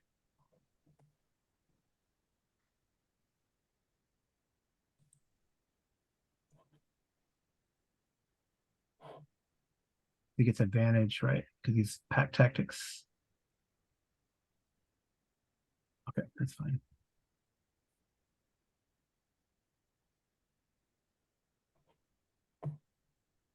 All right. Oh, Set hey, it. it showed up. Yep, 17. Yeah, I should switch it. 17. Is that a hit? That's a miss on Yep. you. no, Okay. it's a hit. 17's a hit? I thought it was a miss. On you. Oh no, it's Armor someone else. class is 17. Okay. Okay. So he does 5 points of damage. Oh, I'm in trouble. All right. Other kobolds. All right. This guy's gonna move up. Huh? Medic. This guy's gonna move up. This guy here is moving up to attack Brandy, and also gets an advantage because they're with an ally. Oh, is there pack tactics with any ally? Yes. Nice. Been so long since I've played a Oh, kobold. crit. Oh, dang. Okay. Carl wants to get a TPK on record. Your turn if you Yeah, that is definitely a hit. Yeah. Well, I got it. He got a crit. Right. So, I guess I roll. So is it your choice to do roll twice and right, I'll just see that way. So 10 points of damage. Ouch. Like max damage. Okay.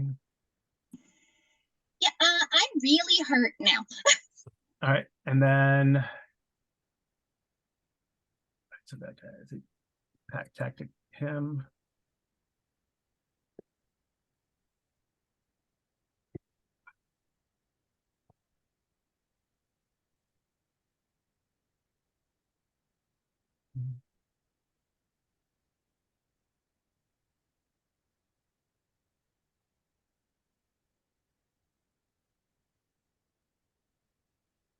So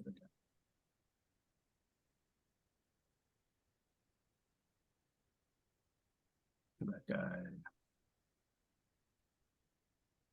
I'm gonna roll random to see who he attacks. The shifter is trying to direct like who to attack.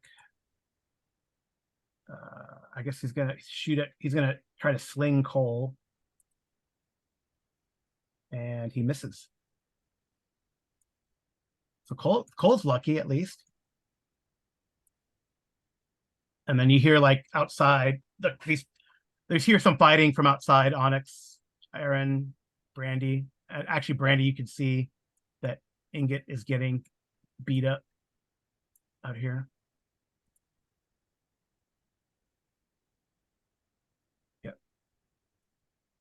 Okay.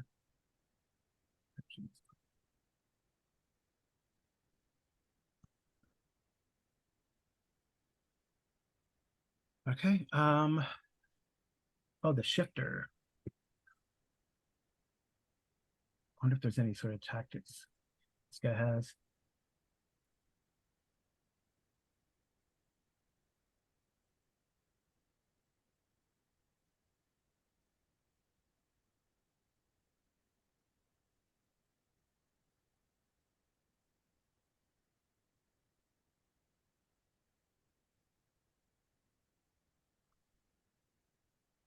If it's charisma based, it would be at a disadvantage.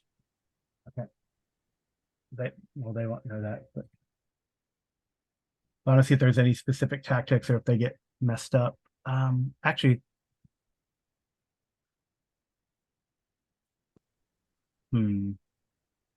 well, because Brandy missed him spectacularly the last time, he's probably going to try to back up because he's pretty messed up. But I wonder if let's see if he does. Would he disengage or would he provoke? I think he would. I think he's going to disengage. He's pretty messed up after that Eldritch Blast, so he's probably just going to disengage, and then he's done, right? Yeah. Yeah. I think he's going to do that. He's going to disengage, move back out here. It's like, get them, get typical leader, get them. He disengages. Kill them all. Burn this place down. Onyx. All right. Well, since Onyx is looking to protect Cole, he's gonna. Well, Cole's been lucky; he hasn't been hit. Yeah. Missed 2 sacred flames and but he's gonna pop the guy that shot the sacred flame at him. That's this one here. That one, yeah. And the kobold threw a slingshot at him too. Yeah. You can hear Knuckles going, medic. Brandy's not doing so hot either. So AC 15. That's a hit on that guy. 10 points. Got max damage. Dang. Right, so that guy goes down too. All right, so the casters are down. And I smack my forearm and shield pops up. Okay. Is it like a mat force like a shield? No, like an actual shield. Like a shield shield from his forearm. Cool. All right. Are you gonna move or are you? I look over at Cole and say, get behind the bar. And I just place myself in between him and the. All right. Oh, well, Cole looks at you. He hears fighting from over there, so I guess he trusts you. He saw each of you kind of do a bunch of damage and take someone down, so he's gonna jump behind the bar. If this were like a, wonder if smell that these guys have any.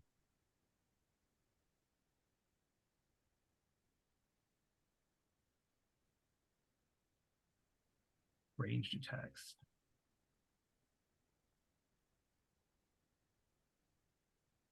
Yeah, I think Smelt's gonna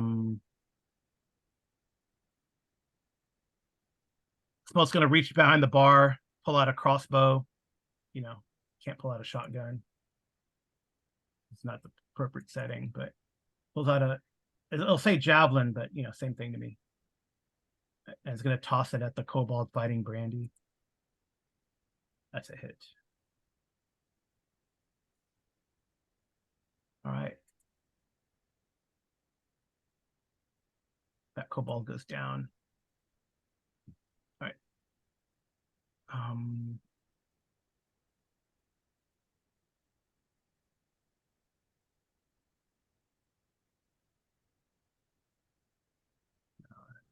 I think most of these Warforgeds are all broken and beat up. They're not going to do much, but I'll say Smelt and Cole could do something.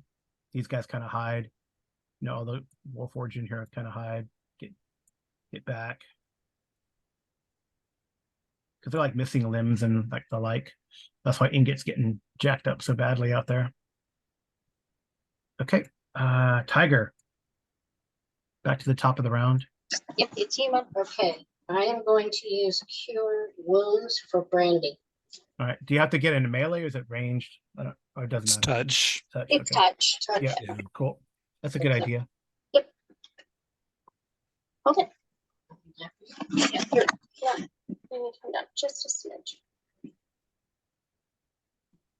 Yeah, you can see the kobolds like have like this pack tactic ability, and they're jumping around and get looking for the creases and in people's armor.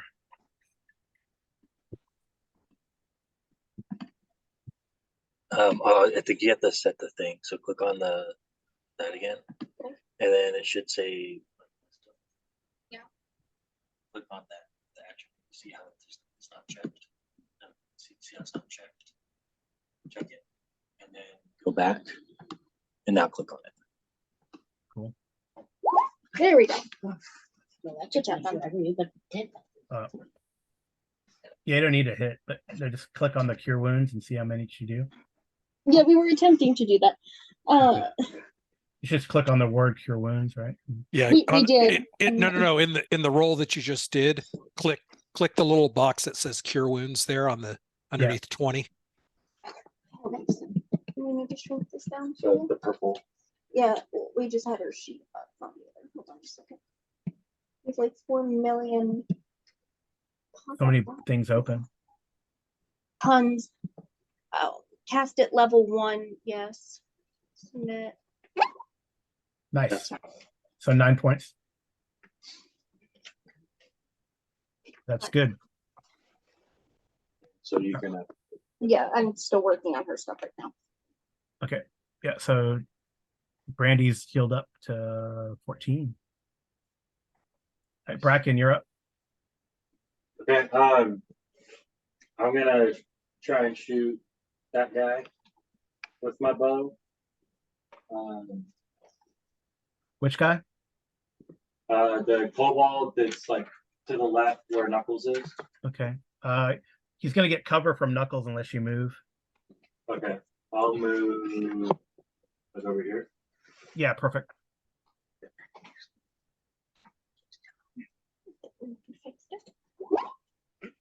That is I think that's a miss on these guys.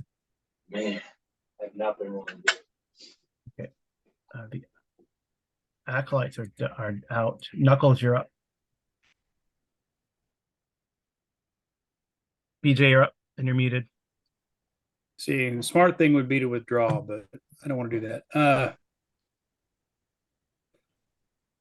I'm going to try to grab. Well, that would be grab would be an action, right?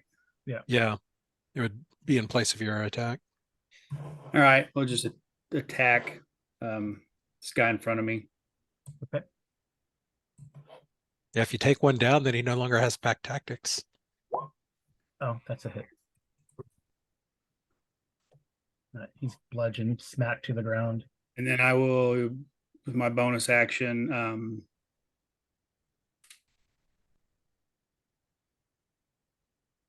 kick the other one. Oh, there we There you go. go. Right. Oh my gosh. Okay. Damage. I'm sorry, I rolled it twice. 5's enough. This guy is like exactly. I'll designate him like. I think if they go, well, I mean, there's no below 0. But this guy could be like, slap awake. If you need him, if you need to interrogate somebody. He's like exactly down. The other guys are like down and dying. Okay. All right, Brandy. Okay, well, Dude. I'm gonna go ahead and just get mad and just go ahead and say that I'm raging now. Okay. Ticked. Okay. Did you want to come out? Okay. Where He took out the guy who. That's the leader guy. The kobold in front of you is the down. leader guy. Okay. Yeah, I'll move this acolyte out of the way. You can charge him. Yeah, I'm gonna go after him. And I'm gonna attack him with the rapier. Okay.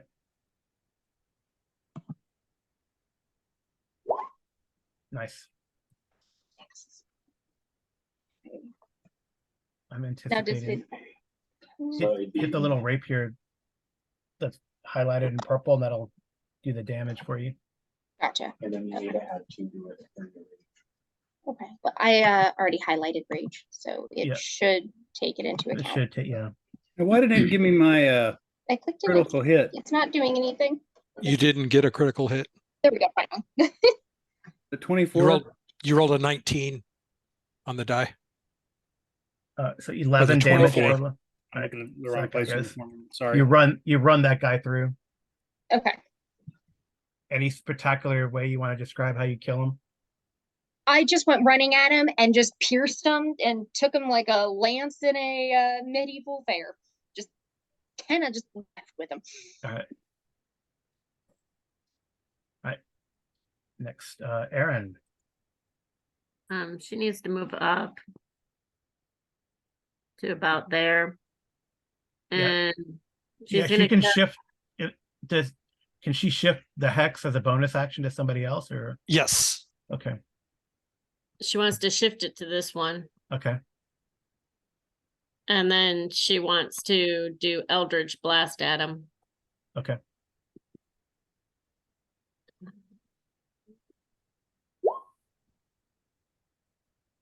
That is a hit, even with the cover that he has. Oh, I Alright. guess I'm supposed to press the purple one. Oh, it's fine. You add d6, or I roll 1d6 also. It's not coming up. Hold on.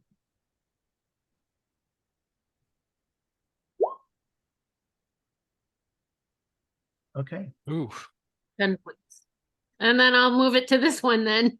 Okay. You can't. You have to wait till next turn. Next turn. Next You only turn. get one bonus action a turn. Yeah, but you can move it next turn, right? Just Yeah. gotta Yeah. remember. Well, Yeah, just- for up I'll- to as if long he's- as she continues to concentrate every round or any round, she can spend a bonus action to Okay, I'm gonna assume apply the hex. unless this guy dies before that, I'm gonna assume he gets transferred over. Okay. Oh dang. All right. This kobold, he is going to run.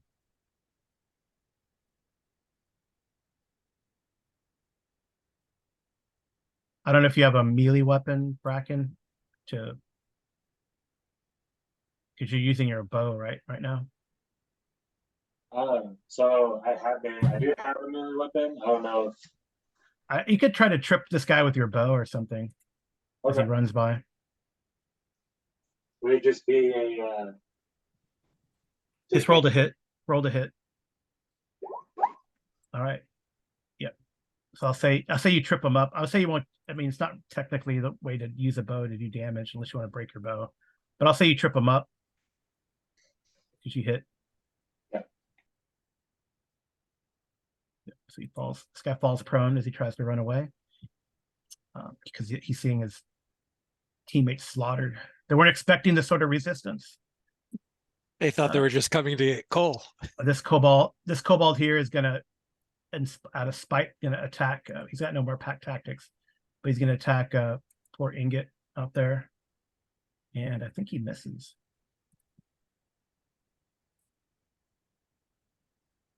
Yes, he misses. All right. Okay. The shipper's dead. Onyx. Onyx saw the guy try to start to run off, so he's going to step around. He sees that Bracken like took his bow and like tripped him up. Okay, he will fire a firebolt at him. Nice. Not so nice. Not so nice. He's like, ah, why are you torturing me?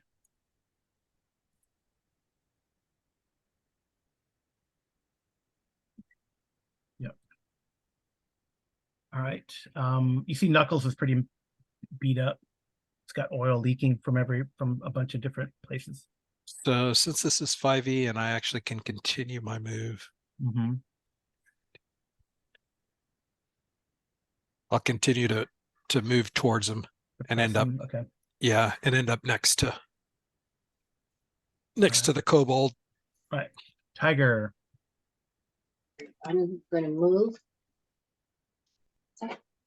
Up. close, I'm gonna use Sacred Flame. Okay, You just put him on Amy's character. that's fine. You can still see him from there. Doesn't mind. Okay. She's just gonna shift into a brick right now. I said, oh, nice. Well, hopefully this guy fails the same throw.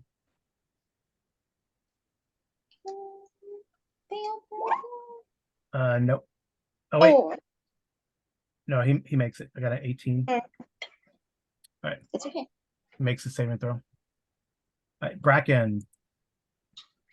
Okay, I'm gonna come up to this guy and try and stab him with my my short sword. Yep. Um, You get an advantage because he's prone. right.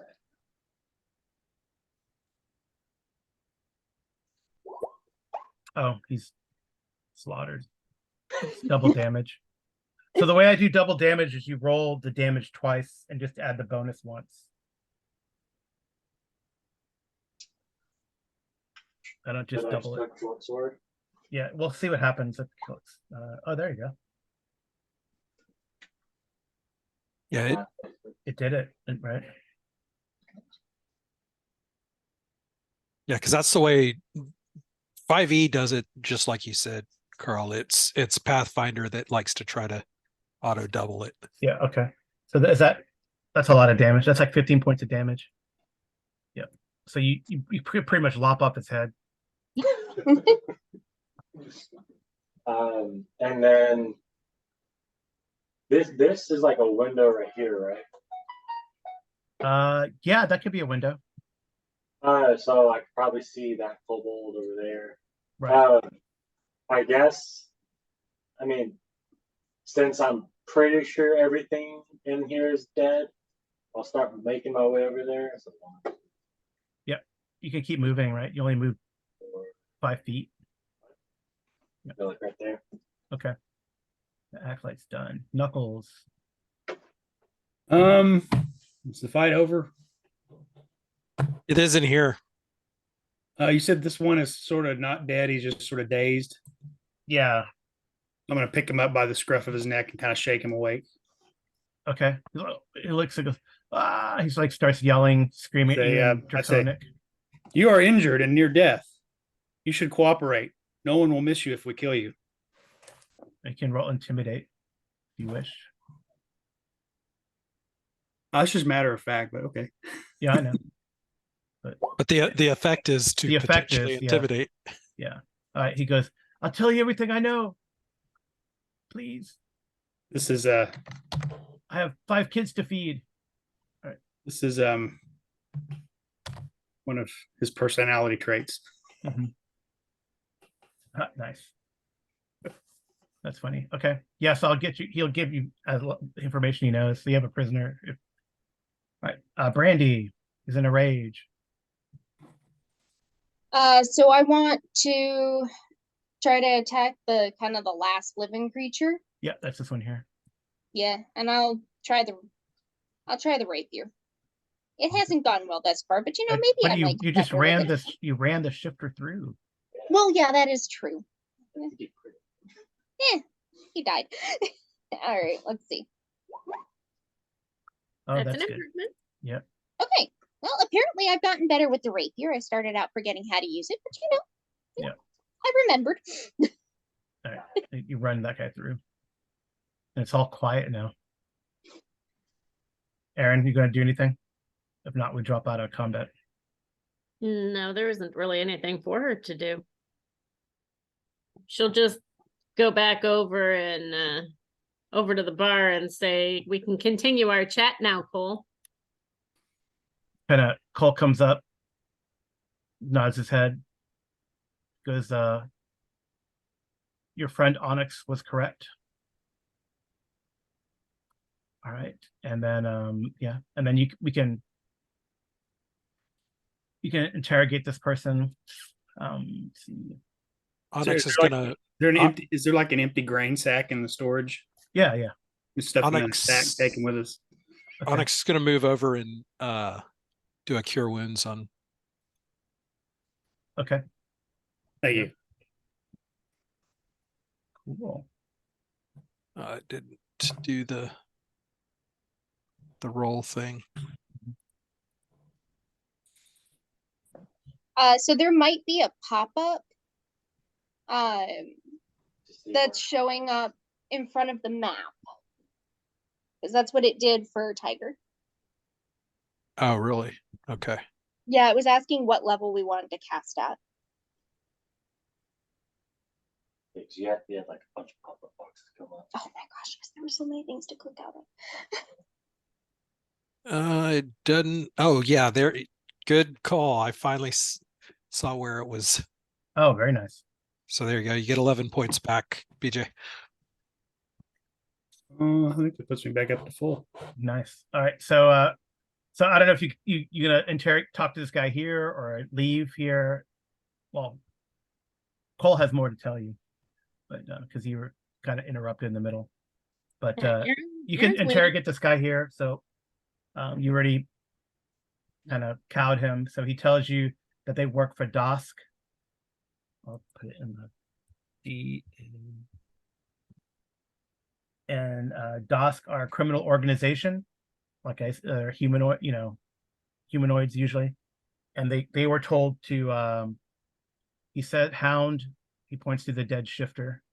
But you can actually dump them in the lava. Who cares, right? After you loot the bodies, I'm sure.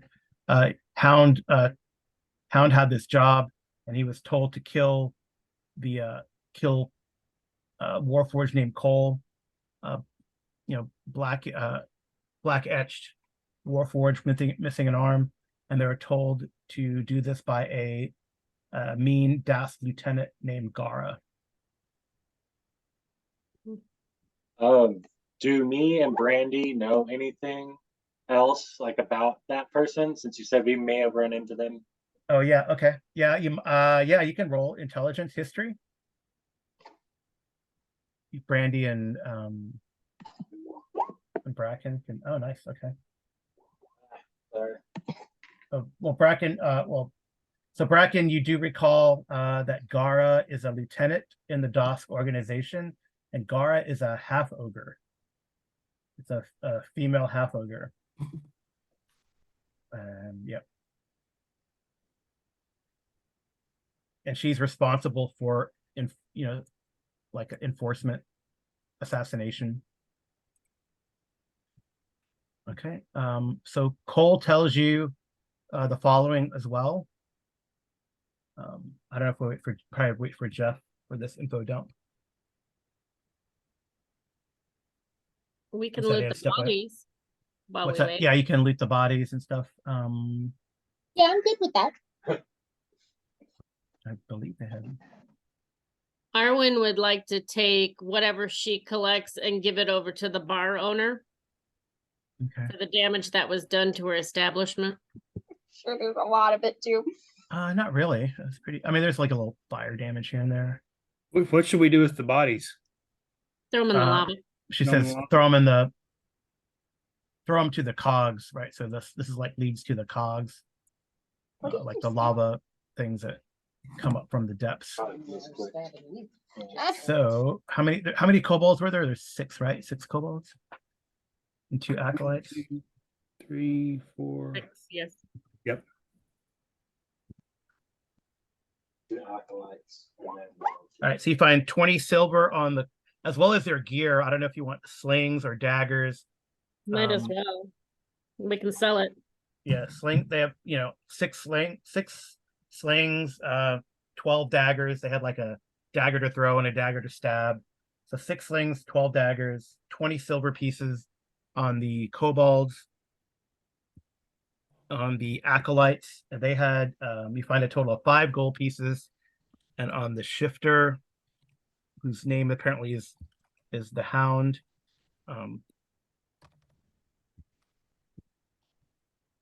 you find 8 more gold pieces on the shifter. And the acolytes, they had gear wise, they had clubs.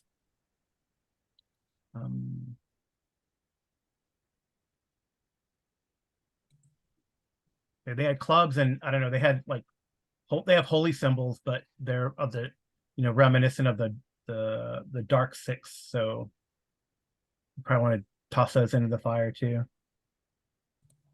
They're like wooden holy symbols, not really worth much. And then the shifter had a short sword. Do you want the short sword? Yeah, I kind of want to take the short sword if nobody else wants it. No, go ahead. The shifter never got to attack. It's so funny. Okay. Yeah, they're just collecting loot, Jeff. So so I hope someone wrote that down. I did. I can give you guys like a loot handout. Just remind me later, Amy. Okay. I could put a handout and you can put all the loot and then distribute it. All right, so Cole's calmed down. He realizes that he says, "Oh, I thought you were assassins for some organization, even though you said you were sent by Sergeant Vilroy, but I guess you're not." The Warforged he's kind of that sarcasm, that dripping sarcasm drops from his attitude, and he's kind of more soft-spoken and mild-mannered. And then he said, he gets really sad when he talks about Razor. He says, Razor and I served together in the Syrian military during the last war, and that's where I lost my right arm. Me and Razor, we had trouble finding work in Sharn due to the fact that many businesses are reluctant to hire Warforged, especially Warforged refugees, and we became desperate for money.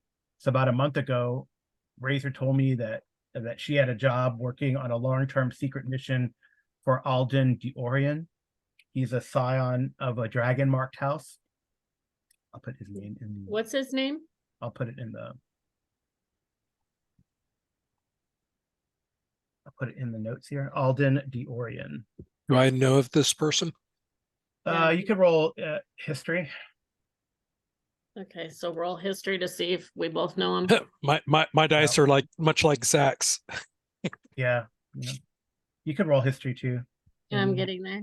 I have a 0 in history, but we'll see. But apparently I knew more. Yeah, I know. Well, so like he's a scion of the dragon marked house. He probably resides up in Mithril Tower. You don't know. That's all you pretty much know about him. Okay. So anyway, so Warforged from other parts of the city were also recruited to help in this job for this Alden Diorian. The job required physical labor, so my injury prevented me from being able to do the job. But Razor was planning to save money and then buy me a new arm. I honestly don't know how much a new arm would be. Maybe Jeff or BJ know, you Warforged folks. Razor would often come back from work sullen or wounded, but never opened up about the job until shortly before she died. Razor confessed that the job was more dangerous than it seemed when she was recruited, and Razor was planning to quit before she died. She says, really, the person who's going to know more is Alden Diorian.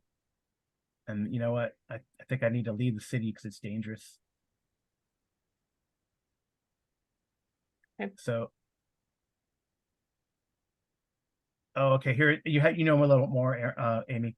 So, House Diorian members live in the house's enclave in Terminus, where so Diorian, they're the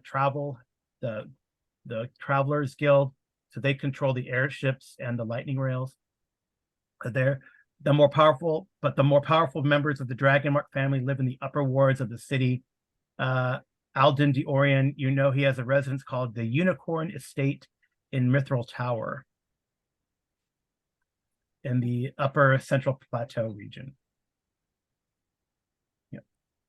So you would know if you need to talk to this man, you need to be diplomatic. Okay. Both you and Jeff's character would know that. And would I know what Alden the Orion looks like?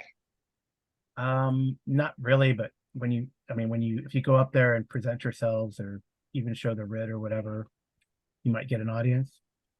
Okay. All right. So how do you think the first combat went? Good. I didn't die. Good. Yeah, nobody actually died. So I mean, we did good. Okay. It's just rough. Those numbers were rough. +6. I only hit once. When I almost went down in one round, I thought maybe I should have played a fighter after all. All right. So I'm going to switch maps here for you guys. Yeah, so I guess any last things you want to do down here at the cog? Well, Cole said he's trying to leave the city. Is he about to leave like the group? Because I thought we had to bring him back to the general lady for like Yeah, another 50 gold. Yeah, our mission was, she said, to bring him in. Yeah. Right. Well, I mean, you also learn that yeah, it's up to you. You can, but you also learn that through Amy's character's interrogations that Sergeant Vilroy might turn him over to the other crime family of Boramore. So Bringing him in means not saving him. Well, yeah, I mean, we could just tell her that we were attacked and unfortunately he died. we still wouldn't get the gold. Yeah, he gave you 25 gold. yeah, I mean, we got paid partially up front, so. Yeah, it's up to you guys what you guys want to do with. The other I mean, option you could is, you could Yeah, try to that's- convince Cole to like lay low and stay here and not leave, but you know, who knows? well, I mean, that we can find a Warforged that looks like him, paint him black, and turn him off and turn him in, you know? Hey, No, we That's don't mean. all look alike. We're not interchangeable. yeah, and I take exception to that. Turning And I'm off- just trying to think about who we'd even play. Like, hey, you know, I've got a great job for you. I'll give you 25 gold if you let us paint you black, chop your arm off, and hand you over to somebody that has unknown plans for you. Alright. That doesn't sound like an overly good job description. Well, just out of curiosity, we're just supposed to turn Cole over, right? She didn't say alive. No, she did say alive. Yeah. If you bring him back alive, it's an extra 50 gold each. I think is what she said. No, bring him in. In. Yeah, let me see exactly. She's trying to protect him though, right? Yeah, Is she? bringing a dead body isn't bringing him in. Yeah. You didn't like her other idea. Well, no, like I guess here. So Actually, as Carl pointed out, my character would not be wanting to bring him in anymore anyway, since he suspects that the watch sergeant has ulterior motives. he's compromised, right? He works. Yeah. He's works for Boramore clan, right? And I mean, did it say? Let me see if he said bring him in. That's what you said. I don't know if I mean, maybe you misspoke. Maybe I'm re-looking here. He had an appointment to meet a Warforged named Cole, who claims to know knowledge of a crime committed in Old Sharn, which I guess is illegal excavations. Oh, maybe the murder of Razor. Maybe that's it. Okay. Meet up with Cole first and see what he says adds up. He's worried that Jermaine was worried that with her status as a watch sergeant, she would call undue attention. She gave you 25 gold pieces. Oh yeah, 50 gold pieces if you bring Cole in. Yeah. Yeah, I mean, you can convince him to go with. I mean, or you can just because Cole wants to get out of Sharn. Okay, I mean, Tiger has a suggestion. Cole needs to lay low, he needs to hide. And if he's gonna be brought in, that means he's gonna be turned over to somebody else. But who's to say that in this battle with the kobolds, that he didn't get hit, that he didn't get killed? We can't prove it, there's so much going on. okay, so if you talk to Jermaine, you're gonna. Yeah, so you're with me in the mindset of, you know, Report him as dead. yeah, Like collateral damage. I mean, it was a battle. How much does a finger cost for a Warforged? There's a lot of Warforged here that could donate a finger. Well, because I'm thinking if we took one of Cole's fingers but then paid him for it, then we could use that also as like additional proof that yeah, he got blown up or something. The man's already lost an arm, and you want I to know, take you more? wanna take a thing. I'm just saying, Can we take a toe? I mean, I don't want to take a whole leg, but like, Okay, I mean, you could. Well, I mean, you what if guys just we have collected a him- bunch. You guys collected a bunch of money from these DOSC. I'm sure. Yeah. You know. but Well, okay, what if- let's see if Cole's willing to sell us a body part to help him prove that he's dead.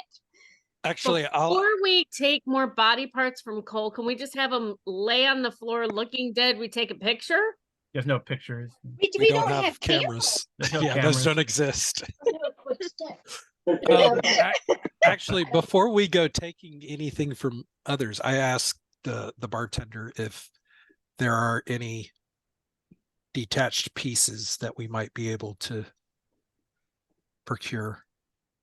Yeah, they didn't have Uh, any of that, so. Certainly, there are. I mean, unfortunately, like you got to customize these things. So unfortunately, Oh, I understand. so we cannot. Because if you have a way to help Cole stay hidden, I'm all for that. And she kind of goes to the back and pulls out, like she finds like half a leg. All right. And We can keep unfortunately, I mean, I that was in trying to, because I was saving this to try to replace Ingrid's foot, but it's a different model, different make and model. It's not compatible. How much did we? You How should much tell did your, we you find? should tell your masters. You should tell your masters to make these things cross compatible. How much did we find? A total of 40 silver, 13 gold, 6 slings, 12 daggers, clubs. I don't know how many, and the short sword. Two clubs and a short sword. Brandy took the short sword. Actually, so not even taking from that, Onyx will slide him 5 gold pieces Who, for your Cole? trouble Oh, smelt or gold, coal? to smelt. Okay, she's it's no trouble, and actually, like Ingot kind of thanks Brandy out here and says, "I will not charge you next time if you want to come down and hang out at the Cogs, Thank you. you and your friends." Because Yes. Ingot's pretty beat up, as you can see. The kobolds did a number on Ingot. Yeah, like Oh, did these- can He's metallic. yeah, would Oh. Tiger be able to do any healing like on him? Yeah, Tiger can do some. I mean, I don't know when do you recover those? Short rest or long rest? I can't remember. Well, it's a long rest for Long rest. clerics. Well, you can spend a hit dice during a short rest. Yeah, he can heal. He can, Yeah, You don't- because you only use cure wounds, right? Did I you thought I use? used sacred flame. Yeah, that's a cantrip. Oh. That has nothing to do with it because you have cure wounds and healing word. I didn't use one more. Okay. Yeah, you only used one spell slot. So if Yeah. you wanted to, I mean. Yeah, I mean, speaking but you never know of- what other trouble you guys can get into today. Right. You probably don't want to heal an NPC you may not see. Although I say that Eberron, for those who are listening, they do suggest in the rules that you use sort of the epic recovery. So a short rest is 5 minutes and a long rest is an hour. If we're wanting to do that, just because they want you to keep going with the action and not go days and days and days, especially with Yeah. some of these like investigations. So yeah, so if you wanted to heal them, then the long rest is only an hour. So while you're kind of Yeah. going from the next place, you probably will have recovered. So you could heal them. That's fine. So I That can works go with the fiction to me. So I'm first cool with that. healing wound, then long rest.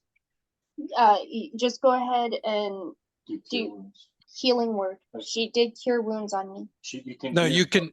She can use another cure wounds. Oh, Yeah. okay, cool. That's just Yeah. spelling knows. Yeah. Cool. Now we need to come over. Oh, nice. Is that 19 point? Oh no, that's That's the hit. I don't know why. That's such a hit. You have to Yeah. click the the cure wounds part. cure wounds. Yeah. You brought it up here, and then it We'll- asks we'll have you to what fix your- level. yeah. We'll have to fix There it. we go. again. You shouldn't have a 2 hit for 2 wounds. Now, what did we decide on Cole? We're sending a random body part? We're gonna take a spare leg with us. Yeah. Since That smelt found in the back. Is it She what- says she also offers Knuckles a job because some of the Warforged kind of said that, oh yeah, I thought this was your regular porter guy to like if you want to come down here after your little mission and, you know, act as a bouncer or just I'll consider it. all right. And anytime you want to play chess, Onyx, I gotta beat you sometime. Definitely. All right. Anything else we want to do down here? Well, Aaron think- wants to sit at the bar and write a note out to Jermaine that says it's with her deepest sympathies that we were able to gain the information from Cole, but we were ambushed and he was brought down. Proof will come later. Question, the leg that was being donated for his hiding, what color is it? I mean, Onyx you can doctor it up. It's not a problem. Yeah, I was gonna say I'll just take my forge tools and kind of look at Cole's general makeup and yeah, Mhm. that's not a problem. and blacken it and stuff like his would be. Yeah, I mean, there's all sorts of stuff back here in Smelt's little workshop. So Does Arwen need to roll persuasion to get Cole to stick around? probably, but I'll give you an advantage. You guys make a good case for him to stick around. I don't Stick see around and lie sticking low. around being Yeah, I mean, you could also There you probably go. tell him, look, if it's the Orient house and it involves like, you know, Terminus and trying to get away, they probably got it watched. Yeah, he'll stay. No Yep. problem. He'll lay low, you know, Smelt can help with that. And then like you realize that there's a lot of tunnels and stuff in the back, Knuckles, that you and Bracken saw that go all over the place into the walls and the side of the mountain or whatever. So And he has okay. friends there? Yeah, he got friends in this bar. Okay. Because he Smelt says I doubt, you know, with us just bloodying, she includes herself. If us just bloodying the nose of some Dosk, that probably won't come around here no more. And Bormore never comes down here. Halflings stick out like a sore thumb.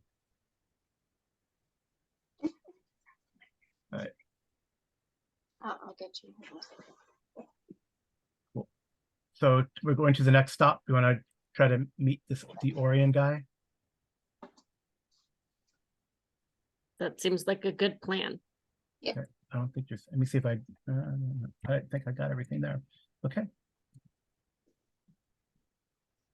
We are at 12 o'clock. Are we still good to continue?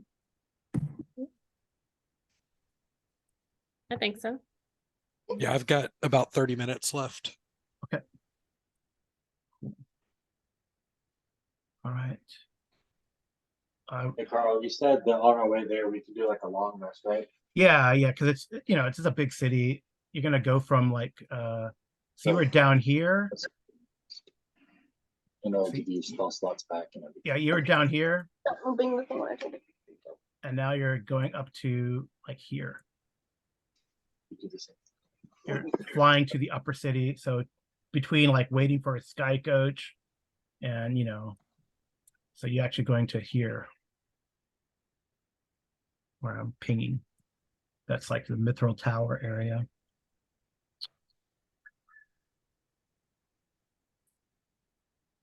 Okay. All right, so Mithril Tower is actually Sharn's most desirable downtown residential district in the upper central plateau. It is occupied by some of the city's wealthiest citizens.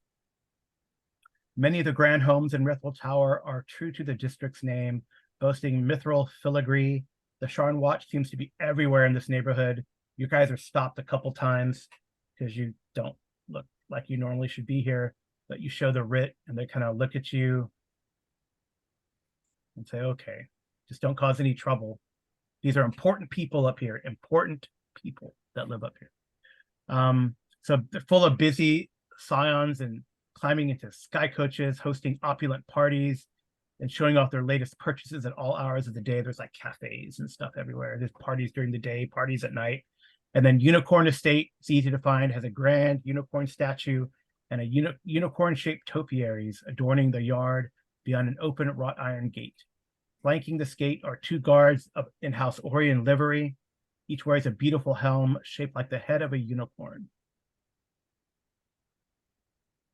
And So, are these mostly humans were around? yes, yes. Arwen would like to change into a human with, high status clothing on. Okay. Yep. All right. So anyway, so this magnificent marble home is clearly owned by one of the city's wealthiest dragon mark families. Right. And then it's open, and you show them the writ, you're allowed to go in.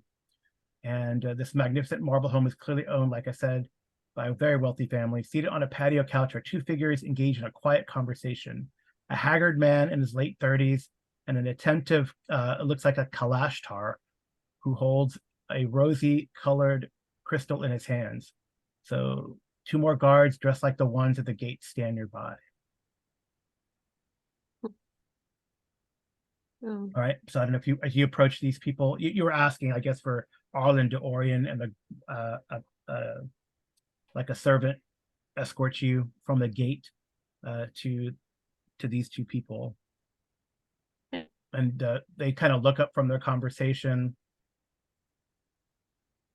and I say, and the man speaks, the haggard looking man. He says, "All right, what is it? What is it? I'm very busy man." He like sighs. He seems really tired.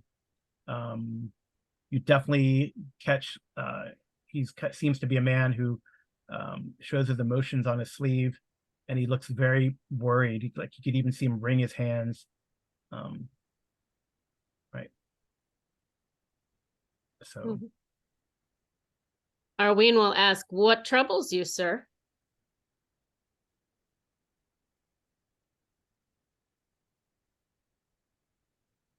Yes. Why? Who are you? What do you want? We are friends of Sergeant Jamir, and we just came from speaking with Cole, and we feel as though the answers we seek you might hold. All right. Well, that's pretty. He has a curious reaction, something that you probably wouldn't expect a nobleman to do. But when you bring those things up, he becomes very agitated. He places hands on his face and emits a strangled scream. And then the man the Kalashtar next to him puts his hand on his shoulders, says, "It is all right. It is all right, Alden. I think these people might be here to help." We are here to help, but we need to know how to assist you first. And the man calms down and he says, "Because my son has been taken." But, well, if you are here from Germain, We are. maybe, and you know Cole. So show him the writ. Yeah. Because my son, Caden, he has been taken, he repeats again. And I'm terrified of taking action. He was abducted almost a month ago. I tucked him in one night. He was gone the following morning with a message in its place. May we see the message? It shows you the message. Well, Okay. the Kalashtar, it seems like the Kalashtar is like his seneschal or something. The Kalashtar who introduces himself as Vishtai. So Vishtai hands you over the note after Alden kind of nods, and it's like it's written. It's like the handwriting's awful. It looks like it's been like, I guess, as you pass it around, Onyx and especially Knuckles, you can see it's written by someone quite large. It's got that really, very bulky looking kind of script, and it says, "You give me expendable labor. I need expendable labor. You pay for it, and as long as you comply, we'll bring back your son." And then and Alden says that he met with a hulking brute of a half ogre woman, and she said she gave me this note. And it also says there, all right, and it also says on the note, and the half ogre reiterated that she would visit horrors on the boy that would make the mockery sick. and the mockery is like they're like bad people. So it implies that they would like cut the poor kid into pieces and send him to pieces. So Alden breaks down, sobbing after relaying this information, and says, "Please, please, excuse me. If you are here sincerely to help, well, Vishtai will take care of the details." And he kind of staggers inside. Well, Vishtai, what is it that we need to know? He goes, "Well, Vishtai says the Dusk are brutal. I have no doubt that Caden, the boy, will die regardless of Alden's action. If you could save Caden and return him to his father, House Orion would owe you a great debt. And you see how broken the man is. There is an enclosed lift 5 buildings north of this estate. Look for the Medusa inside. Make sure you're alone, as this lift will take you down to the dig site, and hopefully to Caden." What do you say inside? Okay. Do you have any other questions for him? Do they have any specific things they're going to attack us with that we should counter before we go down, such as spells, potions, magical weapons? I don't know. I know that the kidnappers asked for Warforged laborers, preferably refugees, and these laborers were digging for something in a sparsely inhabited area of Old Sharn. The lift has been modified in a way that it actually goes all the way down to the depths. If you rescue Caden, I'm sure Alden will then tell you how you can maybe get these kidnappers and get revenge on behalf of House Orion. Please tell him that we are at his service. We will soon return his son to him. All right. So if you follow his directions. Yes. Just Go ahead. I need to ask a question. How old is Caden? Are we talking about a child who could probably not assist us in getting him out of there, or are we talking about an adult who may have skills? No, he's a child. He is a child. He is but 8 years old. He is innocent. But that is what these criminal organizations do, is it not?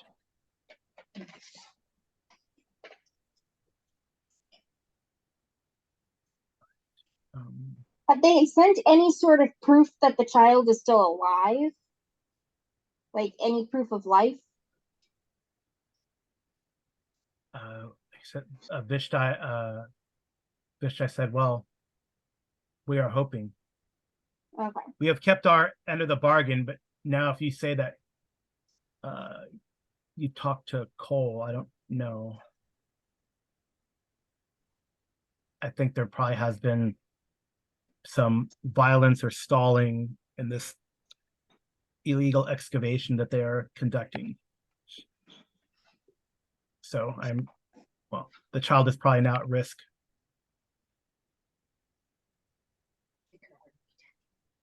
No, fear not. We will do our best.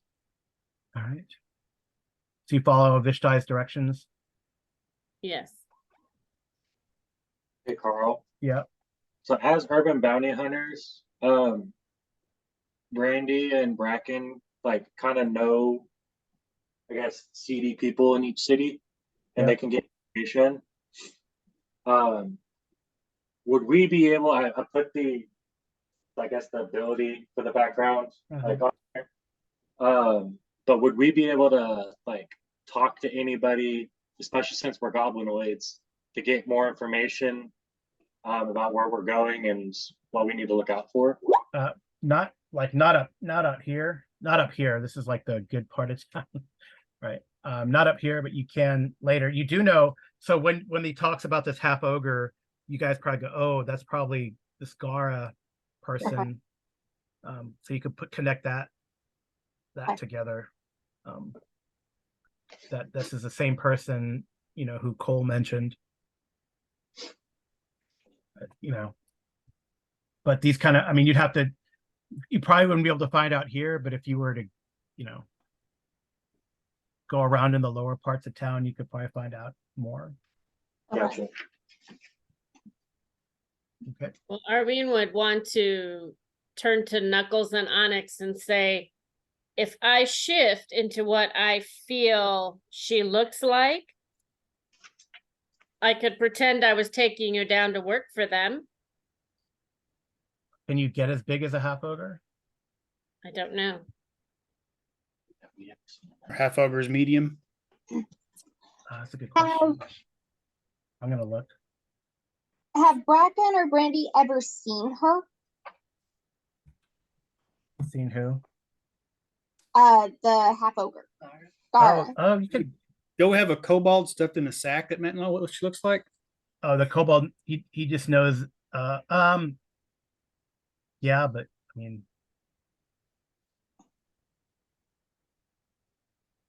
Because oh, you could want him. You want him to describe? Because did he say? Yeah, he said that, right? That a half ogre hired him. Yeah. Yeah, he could describe the half ogre. that way, when she transforms, we know that actually looks right. Yeah. Okay. Yeah, that's fine. I was looking for.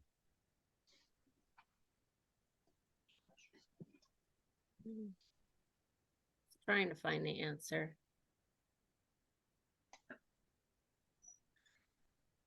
Yeah, I need to look to see if ogres are. Half ogres? Yeah. Or, just a second. Changeling can transfer and form into any creature that they have seen unless it's larger or smaller than their size. Yeah, I don't know if you could change into. Then That doesn't sound like it. if the half ogre is like large. I don't know, it depends on how big they are. I think it's large. What were you trying to do? I was trying to change into the bad girl. So your disguise can't be used to imitate specific people for changelings, if I remember right. Yeah. But I can change into a half orc or Correct. You can change into a ogre. generic version of the race, essentially, but not into looking like a specific Yeah, so person of that so race. Dosk. But you could use a disguise, like a disguise kit, if you're proficient with the disguise kit. Correct. Enhance that. Right. You know, I Correct. have a That way quick you wouldn't take the penalty for the disguise penalty for changing race. Okay. I just want to make it look like we belong there. So when the Cobalt was hired and was taken by the half orc, was there anybody else there that worked for her? That Yeah, all he the can people remember? you killed, you murdered. You murdered my cousins and my friends. it was self-defense. Okay. You literally stabbed me. Yeah, so he says like the hound was the go-between, the shifter that you ran through. The hound was the go-between. So the hound talked to the half ogre. Okay. Well, okay, question for Are we? you. Yeah. Can you make yourself look like the shifter and then do a disguise for that? Since that Oh, you could. I yeah. think would be the same size as your character. Yeah, that'd work. And I've seen it. So yes, I can change into that. You could change into hound, yeah. Because they don't know how is that. No, they don't know. Hound is Yeah, like hound's all burned up in the lava Yeah. in the body. So okay. It's not even. All right. So He's now retired. so you could definitely do that. And the you don't have to roll or anything, right? Unless it'll only come to it if they confront. Right? Yeah, if they try to the shape changer wouldn't apply except for to make your race into that. The disguise, it would be a disguise kit check if if it's necessary. Okay. All right. But that's So- only if they are actually like have a reason to challenge that she's not who she's saying she is. So the kobold calls you guys a bunch of cheaters because you have a changeling in the party. He doesn't know that yet. I'm not going to do that when he's around. You just put him back in the bag and Yeah. okay. All right. So how long are you gonna carry this guy around, or do you want to like drop him off at the watch station? Knuckles. Oh, yeah, we could turn him into the watch station. Yeah. Okay. After, if we're assuming we've got all the information we want Yeah, out that's of probably him. good. They ask at the watch station if are you looking for a bounty for the kobolds? Is he actually Is there a Dosk? bounty? Is he Dosk? Yeah. Yeah, they give you a gold piece. Nice. No, now we're up to They go, 14. thank you for your service. All right. All right. So you follow Vishdai's directions unless there's any other questions. No. And you find a lift with an enclosed car, and it says there's a out of order sign hangs above a nearby button, which is supposed to open the lift doors. Arwen will press it. She's going to act like she's Hound or whatever his name was. Was it Hound? Should be fine. Okay. All right. So the double doors on the enclosed lift car open to reveal the inside of a 15-foot cube made of stone with etchings of unicorn patterns covering the walls, which makes sense, right? You're in Orion land. A magic orb in the ceiling illuminates the lift, and there's two young adults, a shifter and a well-dressed human that talk nose to nose, like cradling each other's faces in the corner of the elevator. They don't notice you. Okay. So like, Ellen, our apparently it's like a, instructions were to make sure that we were alone when we got in the elevator, right? so that like they're like, it's probably like a Yeah. make out hangout, right? Yeah. Okay. You use the out of order, quote unquote. Yeah. All right. Elevator. All right, so Can Arwen dressed or looking like Hound look in at them and say, I think your time is up. Be gone. all right, give me intimidation check. I'm getting there. Hold on. With an advantage, I guess, because you're, Okay, That then could I'll go work. back. Click advantage.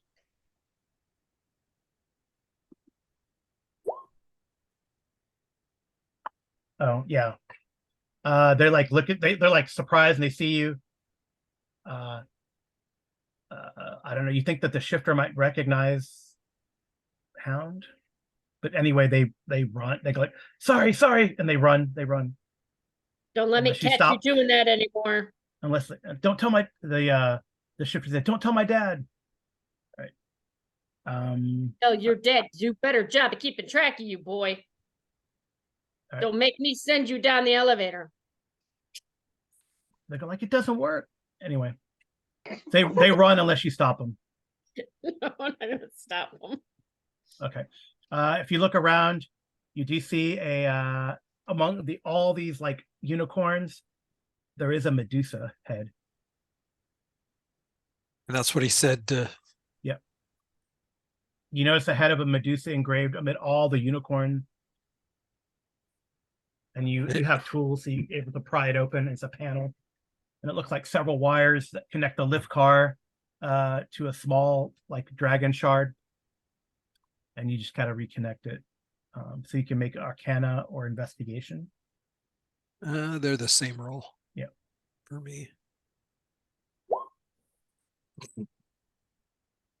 But my rolls. Oh, that's the wrong. There you go. But my investigation works better. Yeah, so yeah, it eludes you for a little bit, but then when you kind of like investigate the panel, right, like just looking at it with your knowledge of Arcana, you're like, what the hell's wrong? Why is this not on or working? With your investigation, as you examine the panel further, you see that there's a loose wire, that you just got to connect, which is no problem. Okay, so then you attach it, and the thing comes to life, and I guess you guys go down and we could keep going, right? Are we good to keep going? 15 minutes. I'm gonna have to bounce here in just a minute. All right. It's up, Well, to, let me, it's up to you guys if you want to continue, but I'm gonna have to drop shortly. Well, we Yeah, I can- think this might be a good stopping point. yeah. So I'll just read the description and then we'll stop here. Okay. All right, but so the lift seems to descend forever into the belly of Sharn. Several minutes pass, and the lift rattles and shakes as if passing into some place it was not meant to go. A rumbling builds to a violent peak, then the lift stops and the doors open. By the lift's interior light, you can see into a vast, unlit cavern strewn with broken stonework from ancient buildings as far as you can see in every direction. The air is stale and filled with dust and the scent of decay. These are the ruins of the cities atop which Sharn is built. So you're like in the deeps, like you're probably like in the cogs or even further, or under these areas here. So ahead of you yawns a 50-foot diameter, 10-foot deep pit that seems to have intentionally dug, and you hear somewhere the sobs of a young child coming from a wooden shed on the far side of the pit. And it's dark in here. There's light coming from the lift, but everything else is dark. So, and then so probably when we play next time, then Tiger will probably let everyone see in the dark, and we'll continue. Sounds good. Sounds Sweet. good. So, All right. So were we looking at 2 weeks? yeah, in 2 weeks, Okay. we'll continue. So thank you guys for playing. Hope it was fun. Probably put this on in the next few days on the YouTube channel. And don't forget to like, share, comment, and give us a like, and turn Yeah. on the notification button. Yeah, thank you so much, Jeff, for sharing your screen. Thank you guys all for playing. I hope it was very fun. It's very interesting. I think I like Eberron a lot. I think Sharn's a great place to play. Thank you guys for all the very awesome role playing and questions and investigation. I think that really helps. So, all right. So without further ado, we'll see you guys later, and we'll talk to you soon. Absolutely. Excellent. Have a good one. Thank you, everyone. Good night and good rolling. Thank you. All right. Bye.